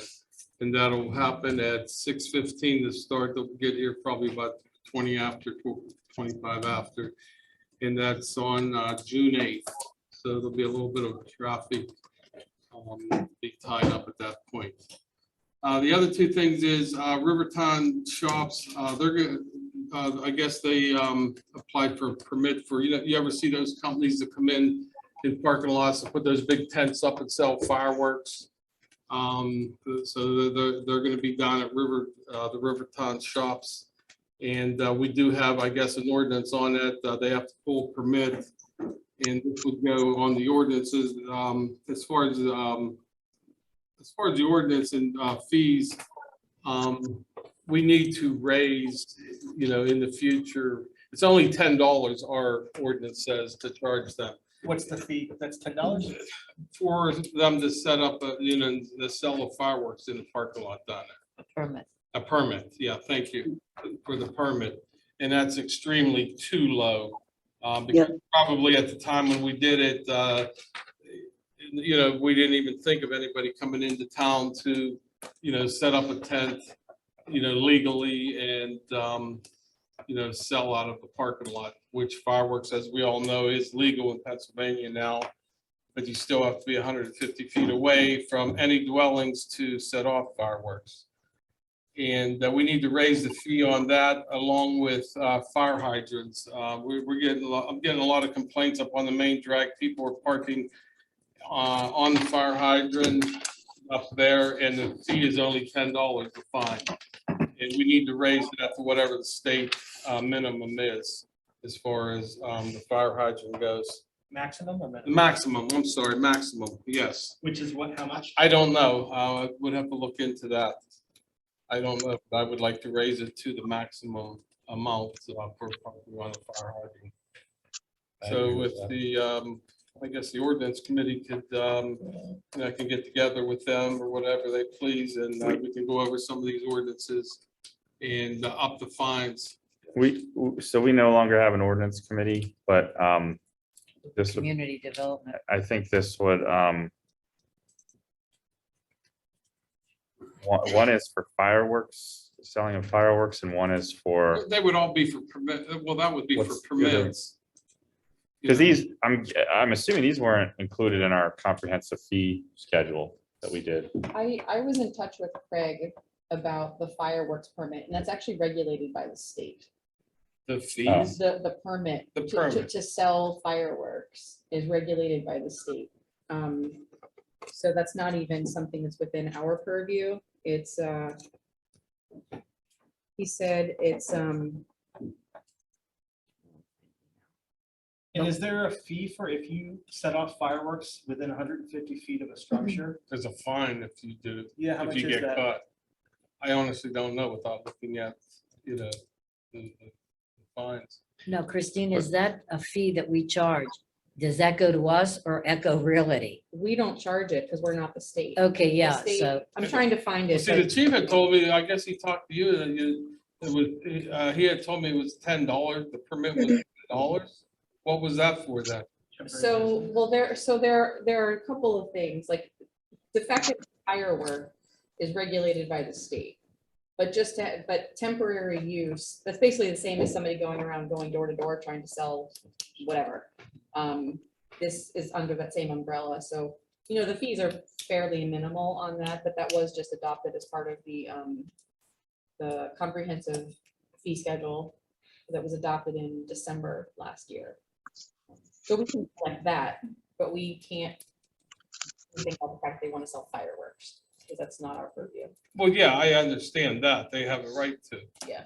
Yes, I do understand that. Yeah, so the police department will have to issue that solicitation permit, because even though they're not going door to door, it's still like a temporary, I forget the exact phrasing in the ordinance, but it's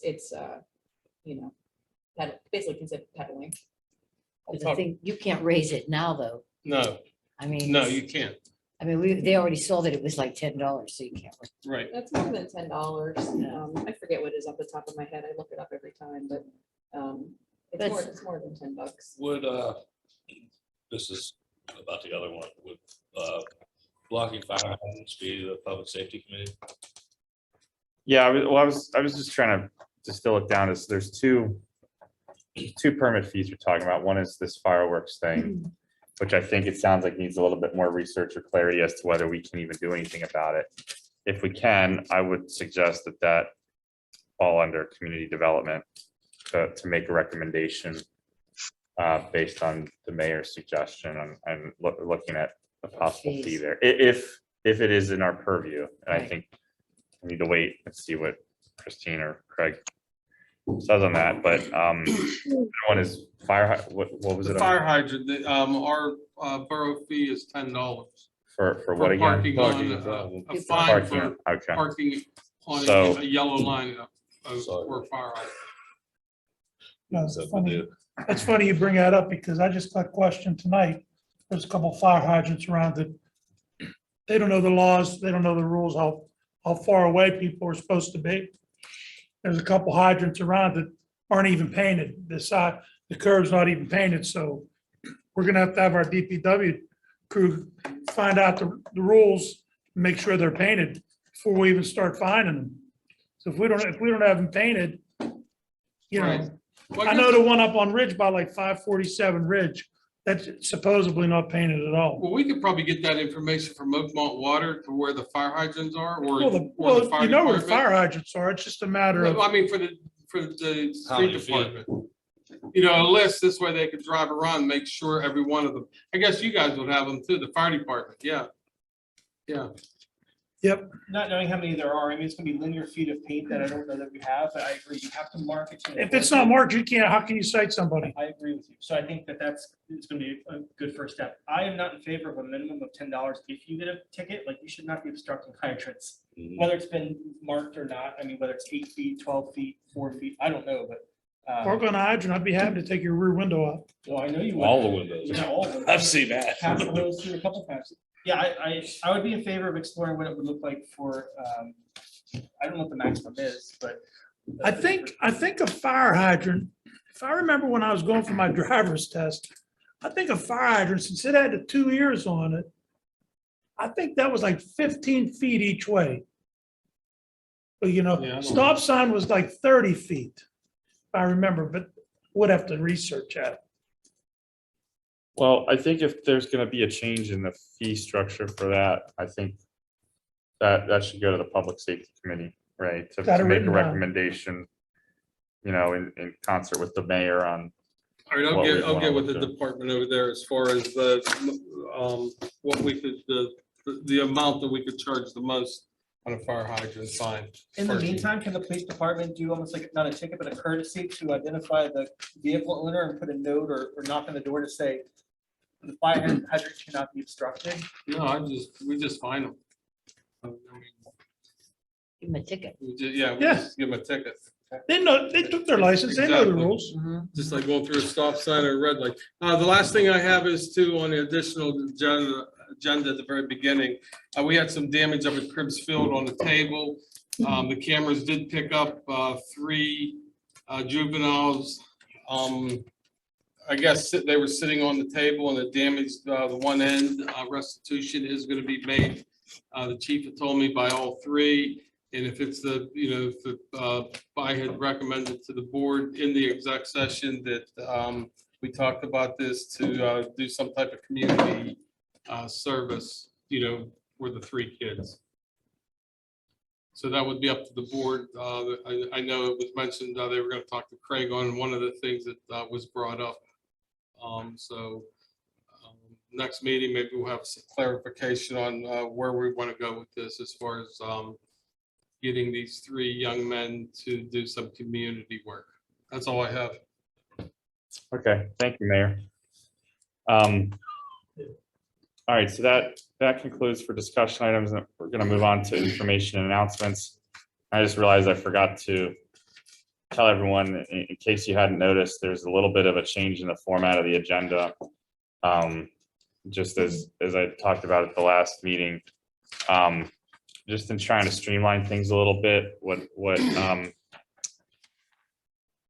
we're reviewed with Christine to come up with kind of a slightly tweaked format to basically for the workshop agenda. We typically have mostly discussion items, not a lot of business or action items. We say this for the business meeting, but sometimes we do have timeliness or urgency, requirements. So we're gonna try to put those at the beginning after public comment, just to get those, due to their urgency, to get those out of the way, so they're front and center kind of in the meeting, and then move on to discussion items. And those should be the bigger, heavier discussion topics, with the idea that we're discussing these with the intent of putting it on the business agenda. So I'm asking everyone to be thoughtful about, when you're putting something on for discussion and what's the end result that we're looking for. Maybe we don't have the details hashed out, but what's the action we're going to look towards for the business meeting? So then discussion items, and then information and announcements. Those are just informational. There isn't really discussion needed. It's, we're putting those at the end because hopefully those are a little bit quicker, lighter. Hopefully this prioritizes things better and keeps the more important or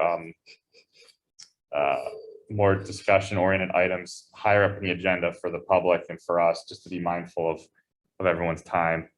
And then similarly, on the business agenda, we're gonna have the reports, the monthly reports, and then go to old business if there is any old business, which would typically be if there's an ordinance that's been voted on and needed the waiting period and then needed further action. And then new business would be action items, and we typically don't have ordinances on the agenda regularly. So, and then other concerns of council, things that are not action items in our committee reports. So I'm just sharing this so that everyone can, be aware for future agendas to think about whether your item needs any action, and let Christine or I know if you're adding it to the agenda so that we can kind of forecast what we're going to have for the business meeting and be able to plan for it, and hopefully, keep things efficient. So I'm open to any other feedback that anyone has about the meeting format, if this works or if this doesn't work, and what we can do to keep it more efficient. But I'll quit yapping on that, and I'll move on to the other item I have, which is for 2023 budget discussion to begin at the June workshop meeting. So I've talked to Christine, I've talked to to Joey, finance chair, about this, about just trying to get ahead of the budget for 2023. Looking at, we've already sort of programmed a lot of different things, projects. We've postponed some projects from previous years to put on for 2023. So, reaching the midpoint of the year, I think it would be good to to start this process with the budget, allow ourselves and the public more time to weigh in on what we want to see included or not included, and start this discussion a lot sooner than we usually do. So before we get too far down the road of adding other things, I think to have a check-in on how it is looking, what we anticipate as far as cost increases or revenues and that sort of thing, capital projects, things that have already been committed at this point in time, to see where we're at. So I think, Christine, were you going to have a presentation or anything to share on that, or? I'm gonna have something, but it's Okay. gonna be a surprise. Okay, that's fine. Because I don't know what it is yet. Okay, but you'll have something. I'll have something. You'll have something related to the budget for us to Yes. contemplate and talk Yes. about. So Yes. I'm just asking, let's give ourselves a good solid, most of that meeting to discuss this. The budget is a big deal. It takes time to review it and get through it. So I think if we can refrain from adding anything to the June workshop agenda, unless it's absolutely necessary for timeliness, I think we can have a good conversation on the budget and not be here 5 hours. Can we do a roundtable on the floor again? I don't think we had really talked about the exact format, but Yeah, possibly.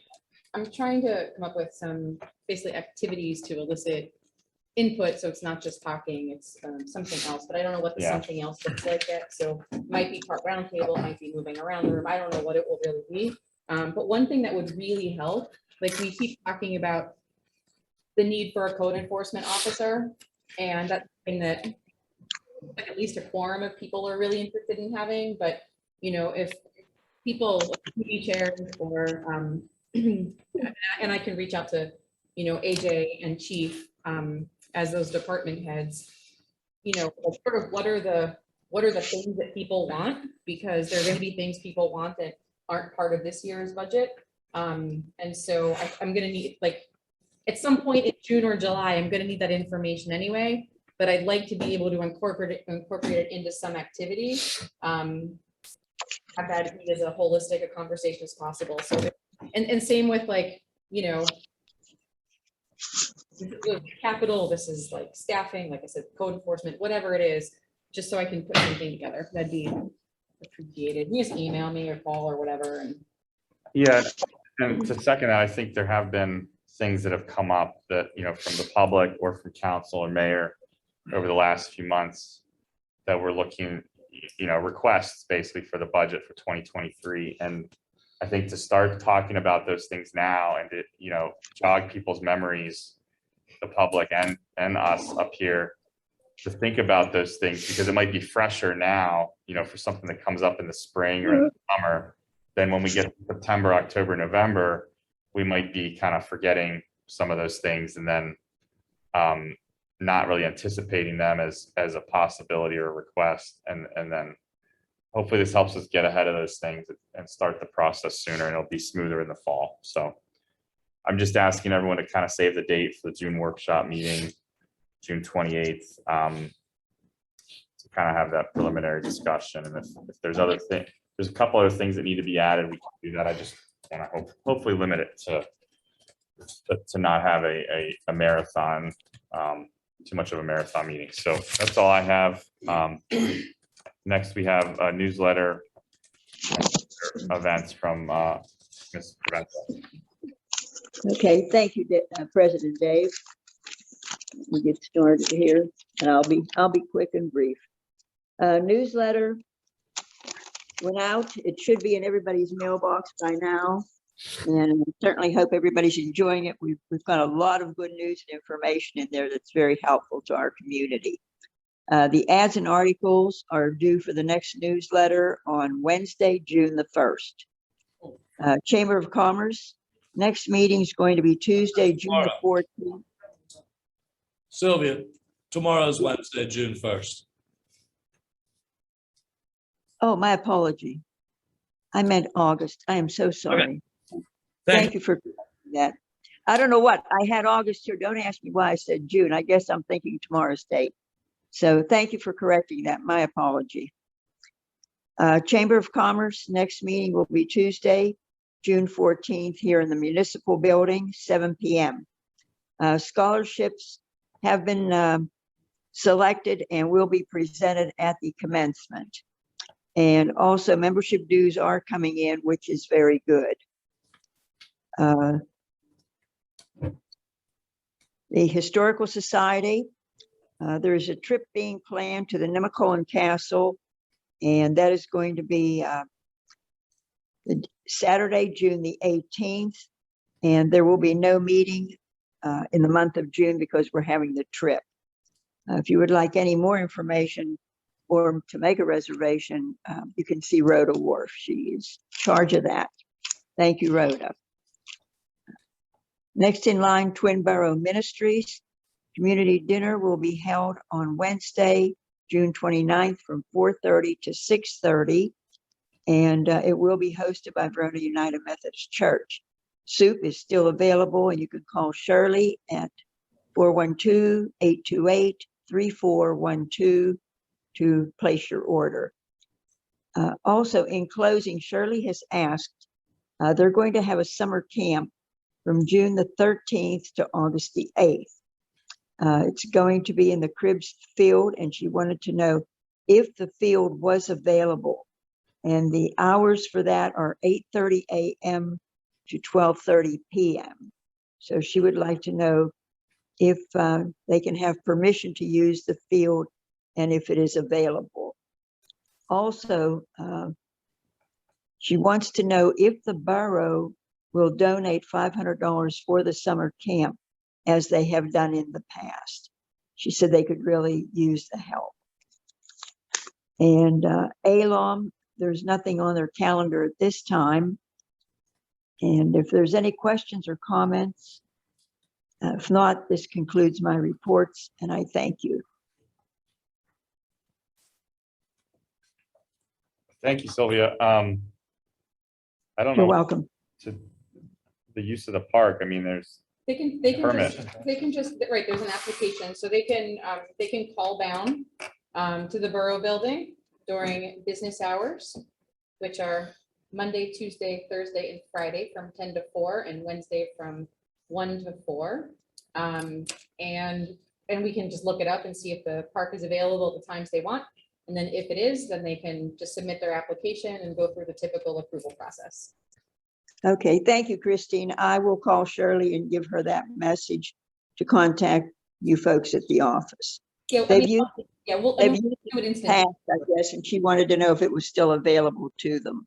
Sylvia, I have a question about that. The summer camp's only Monday through Friday, correct? I believe it is. She did not give me the dates, but if I remember correctly from the past events, yes, it was Monday So through it's not Friday. on the weekend. No. And Okay. I will check, I will double check that and I can let you know, but Thank I know from the past, I remember it being Monday through Friday. But I will get back with you on that. Just have Shirley call and we can tell her if it's available. Okay, I will do that. Thank you, Christine, and thank you, President Dave. yeah. The other thing, she's asking for a $500 donation for the summer camp. Yes. Is that, I don't know, To buy what? when do they need that? When do they need to know about that or find out? I guess they would need to know pretty soon, Dave, because the camp starts on what did I say, June 14th, 13th, 13th. Because I mean, I don't know offhand if that's in the budget or not, but we'd have to. I was going to say, I didn't say anything to Shirley, but I don't know if that's in our budget. I don't know, but they start June 13th and they go to August the 8th. So, and I guess this is for snacks. Maybe she didn't even tell me what. I was in a hurry because I had just come in and I needed to get a hold of her so I could finish off my report. I know other, we've donated cases of water and those big snack things you can get at Sam's Club. So I can tell, and I can tell y'all what's in the budget for that sort of thing-ish. It's not totally. So there's a line that's, it's not really civil or military celebrations, but there's $750 under holiday programs. In 2021, we spent $424 in total, and we made it $750 this year. Then the celebration is $250, and $200 of it already went out for The parade. the Memorial Day. Really? So that's what's there. There's nothing else that's specifically called out in the budget that was adopted. Okay. And again, for June, these are good things to make note of so we can tally this up and it's not just a number and then we're working backwards. We should have it added in the process. So if there's anything from January till now like this that we need to tally, or anything else for the fall or winter, we can make sure to include them for next year. But as far as, I mean, for us to, we'd have to put it on the business meeting and something that's after the summer camp starts, so.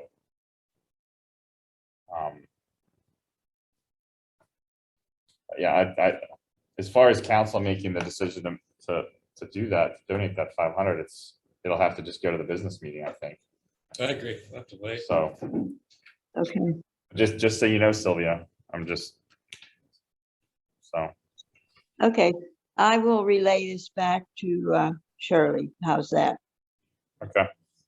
And I will have, Christine, I'll have her call you also. Okay, great. So, Okay. yeah, if you want to call me, because we've donated cases of water other years. So to get her started at least. Okay. You know, at Sam's, you know, maybe even Sam's Club might donate something like that, or Giant Eagle might. I hate to ask Giant Eagle because I just got the botany and booze, but I can ask.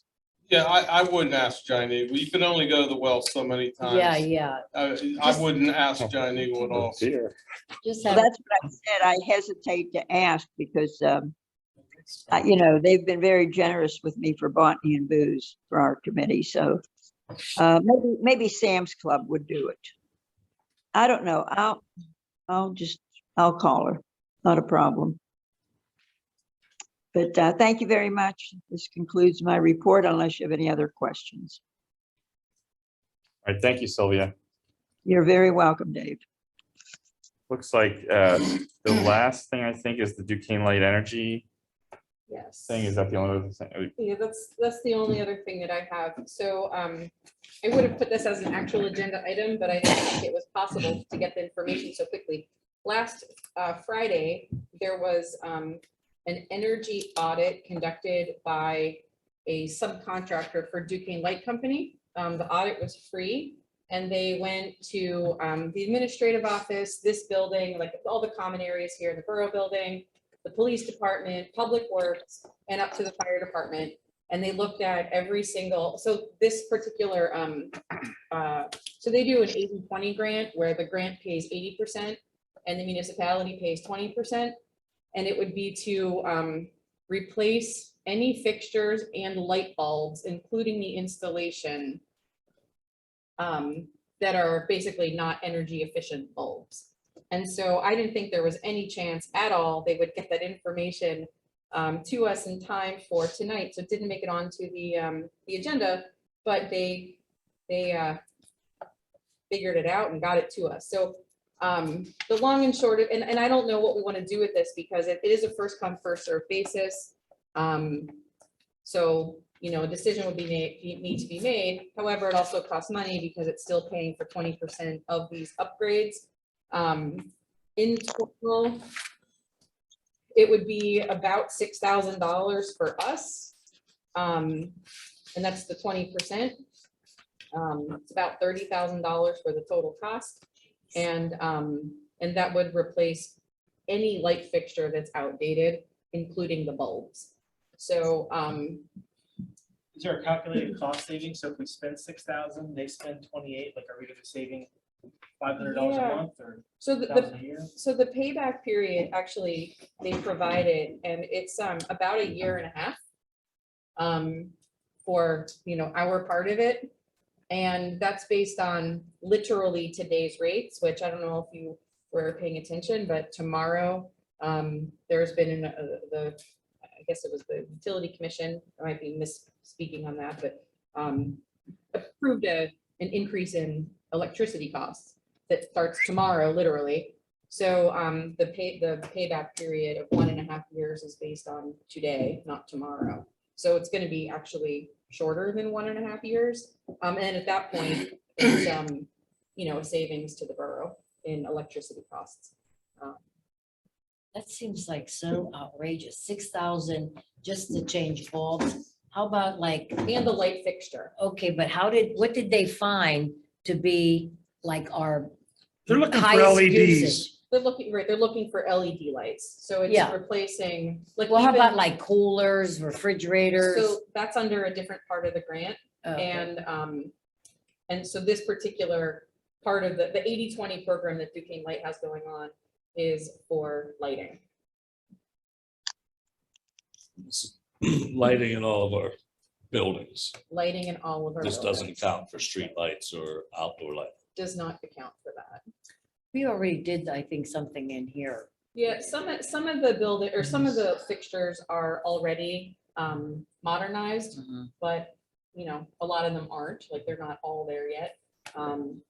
And so this would do that. And, you know, I'd have to scratch my head and figure out where is $6,000 coming from. I can make some suggestions for next time. But it's just a thing to put out there. I know that, you know, we like to leverage other funds, and this is something that the payback period is pretty short. I mean, 1.5 years in today's energy cost is pretty short. And it would be a savings. I mean, we spend a lot of money on electricity. Is this a yearly program? This is a until the money runs out program. Okay. So they got funding from, I'm not sure who, And it's a very generous grant. Some other light companies are doing a 97.3, where the municipality pays 97% of it, like Kent pays 3% of it. So this Duquesne Light one is very, very generous. But it is first come, first serve. Right now, there is still a pot of money, but it's something that if we decide we want to, make these investments, we need to do it pretty soon because it is first come, first serve, and, the pot of money will dry up. That just includes buildings, correct? Are we Yeah. still in that program about the streetlights? We were in that program. So, without getting into like all of it, one, because I don't remember all the specific details, but two, it's 9:30 and I know we all want to get out of Right, here. right. Have to be on time-ish. The Duquesne Light actually discontinued that program.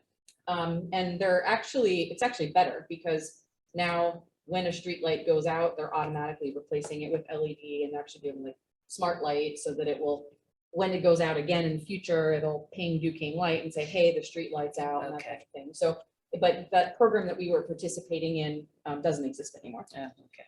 I agree. I don't know, like, I'd like to see a list of what, you said $6,000 is what the borough will incur. And that would be 10% of the total cost, It's so 20% of the total cost. 20%, that's like, how are they gonna replace $30,000 worth of light bulbs? Well, I'd like to see where are they Well, gonna These light replace bulbs them? aren't cheap. Yeah, Fixtures. But if you're doing the fixtures, I mean, And there's 6 fluorescent fixtures here that would be replaced. I mean, they have a contractor, a consultant do it, and but so they'll replace fluorescent too, it's not just Yes. incandescent. it'll be this whole rectangular fixture, not just the bulb. It'll be an LED fixture, which I don't know how much they cost, but yeah. It would be nice, like you asked, how Could many, add up. let's say, what do you call those? Like fluorescent bulbs will be replaced, Yeah. like an I inventory. mean, Yes. I can provide that to you. I literally just got it Yeah. this afternoon. Okay, I yeah, looked that at would be it's coming in. interesting. But I mean, there are like 40 some bulbs just in, I don't know if it's this building or police, but like 42 bulbs here. The fire department has another 40. And then and that's just of like one line. Yeah. Of each of them. And it's all broken down. I'll forward it to you I mean, all. And I think it would be $6,000 is worth like it. about a month of like overall electricity. I mean, we pay what, probably that much or more in electricity per month. easily, Yeah, we'll across- save easily, for a long the run. street lights Oh, are almost absolutely. 5,000 a month. So, yeah. I mean, to pay that back in a year or so, and then we're saving money from there on Yeah. out. Yeah, I would be Well, for the For audit. 10 years, because, 10 years ago, fluorescent You know what, real was quickly- energy efficient. and I'd now be it's for not. that. Real quickly, I would get a electrician in and to see what it would cost to change the ballast to LEDs.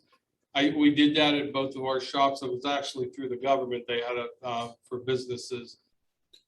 They funded it. Combine And it's all I LED, had to do is get an electrician, change the ballast, and they put LED lights in. Well, that's what they're doing. That's what they would do. Well, the way you said it, they're gonna change the fixtures. I thought they were changing Everything. the whole thing. I mean, I don't know the. Wow. There's a electrical ballast in terms. there that works the fluorescent lights. They changed them out to accommodate the LED lights. That might be cheaper to do it that way.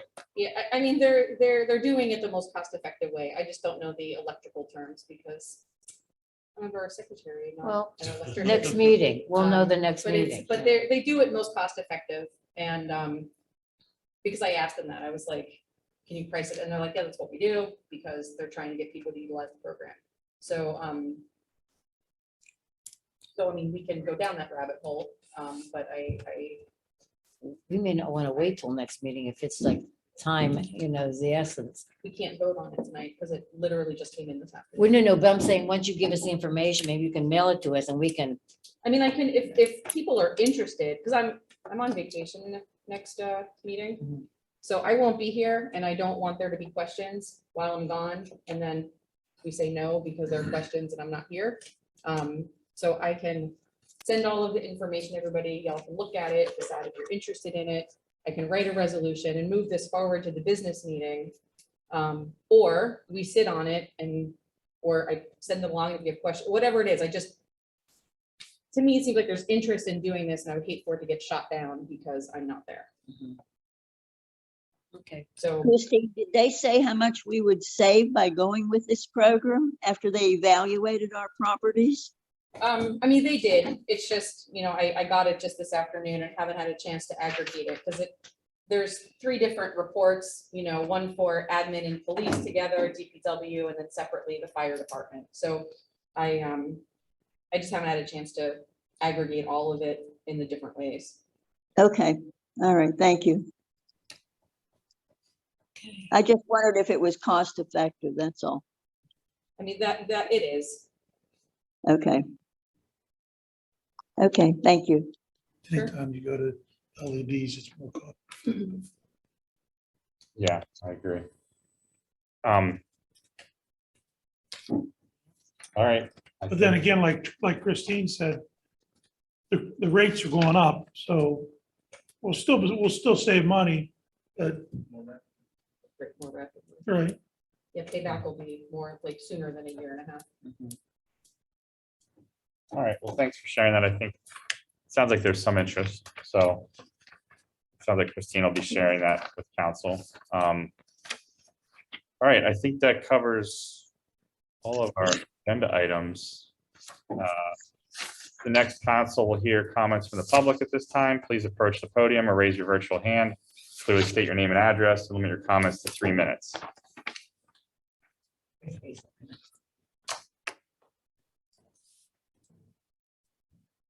Hello. I'm Nancy Carpenter, 222 Arch Street. This last thing you guys talked about sounds really positive to me. And if I'm doing my math right, but I could be completely off base, it sounds like you could be saving $3,000 to $4,000 a year on electricity from light fixtures. I'm just taking the 1.5 year payoff and putting them forward. So that sounds great as a taxpayer that we can save that amount of money. So as a resident, I would really support that. But I was also wondering if it's possible for the public to be able to see the energy audit at some point. The whole thing, what it revealed, if that's a possibility. The short answer is yes. The long answer is it's not super interesting. Okay. Because it's just like, this is what you would need and these are your savings. But yeah, I can, I can put it out on the web for the world to see. Thank you. Thank you, Nancy. We have no virtual hands raised. All right. Well, I will take a motion at this time to So adjourn. moved. Second. First by Mr. Suchovich, second by Mrs. War. Any questions or comments? All those in favor, please say aye. Aye. Any opposed? Motion passed. Thank you all. Have a great evening. Good night, everybody.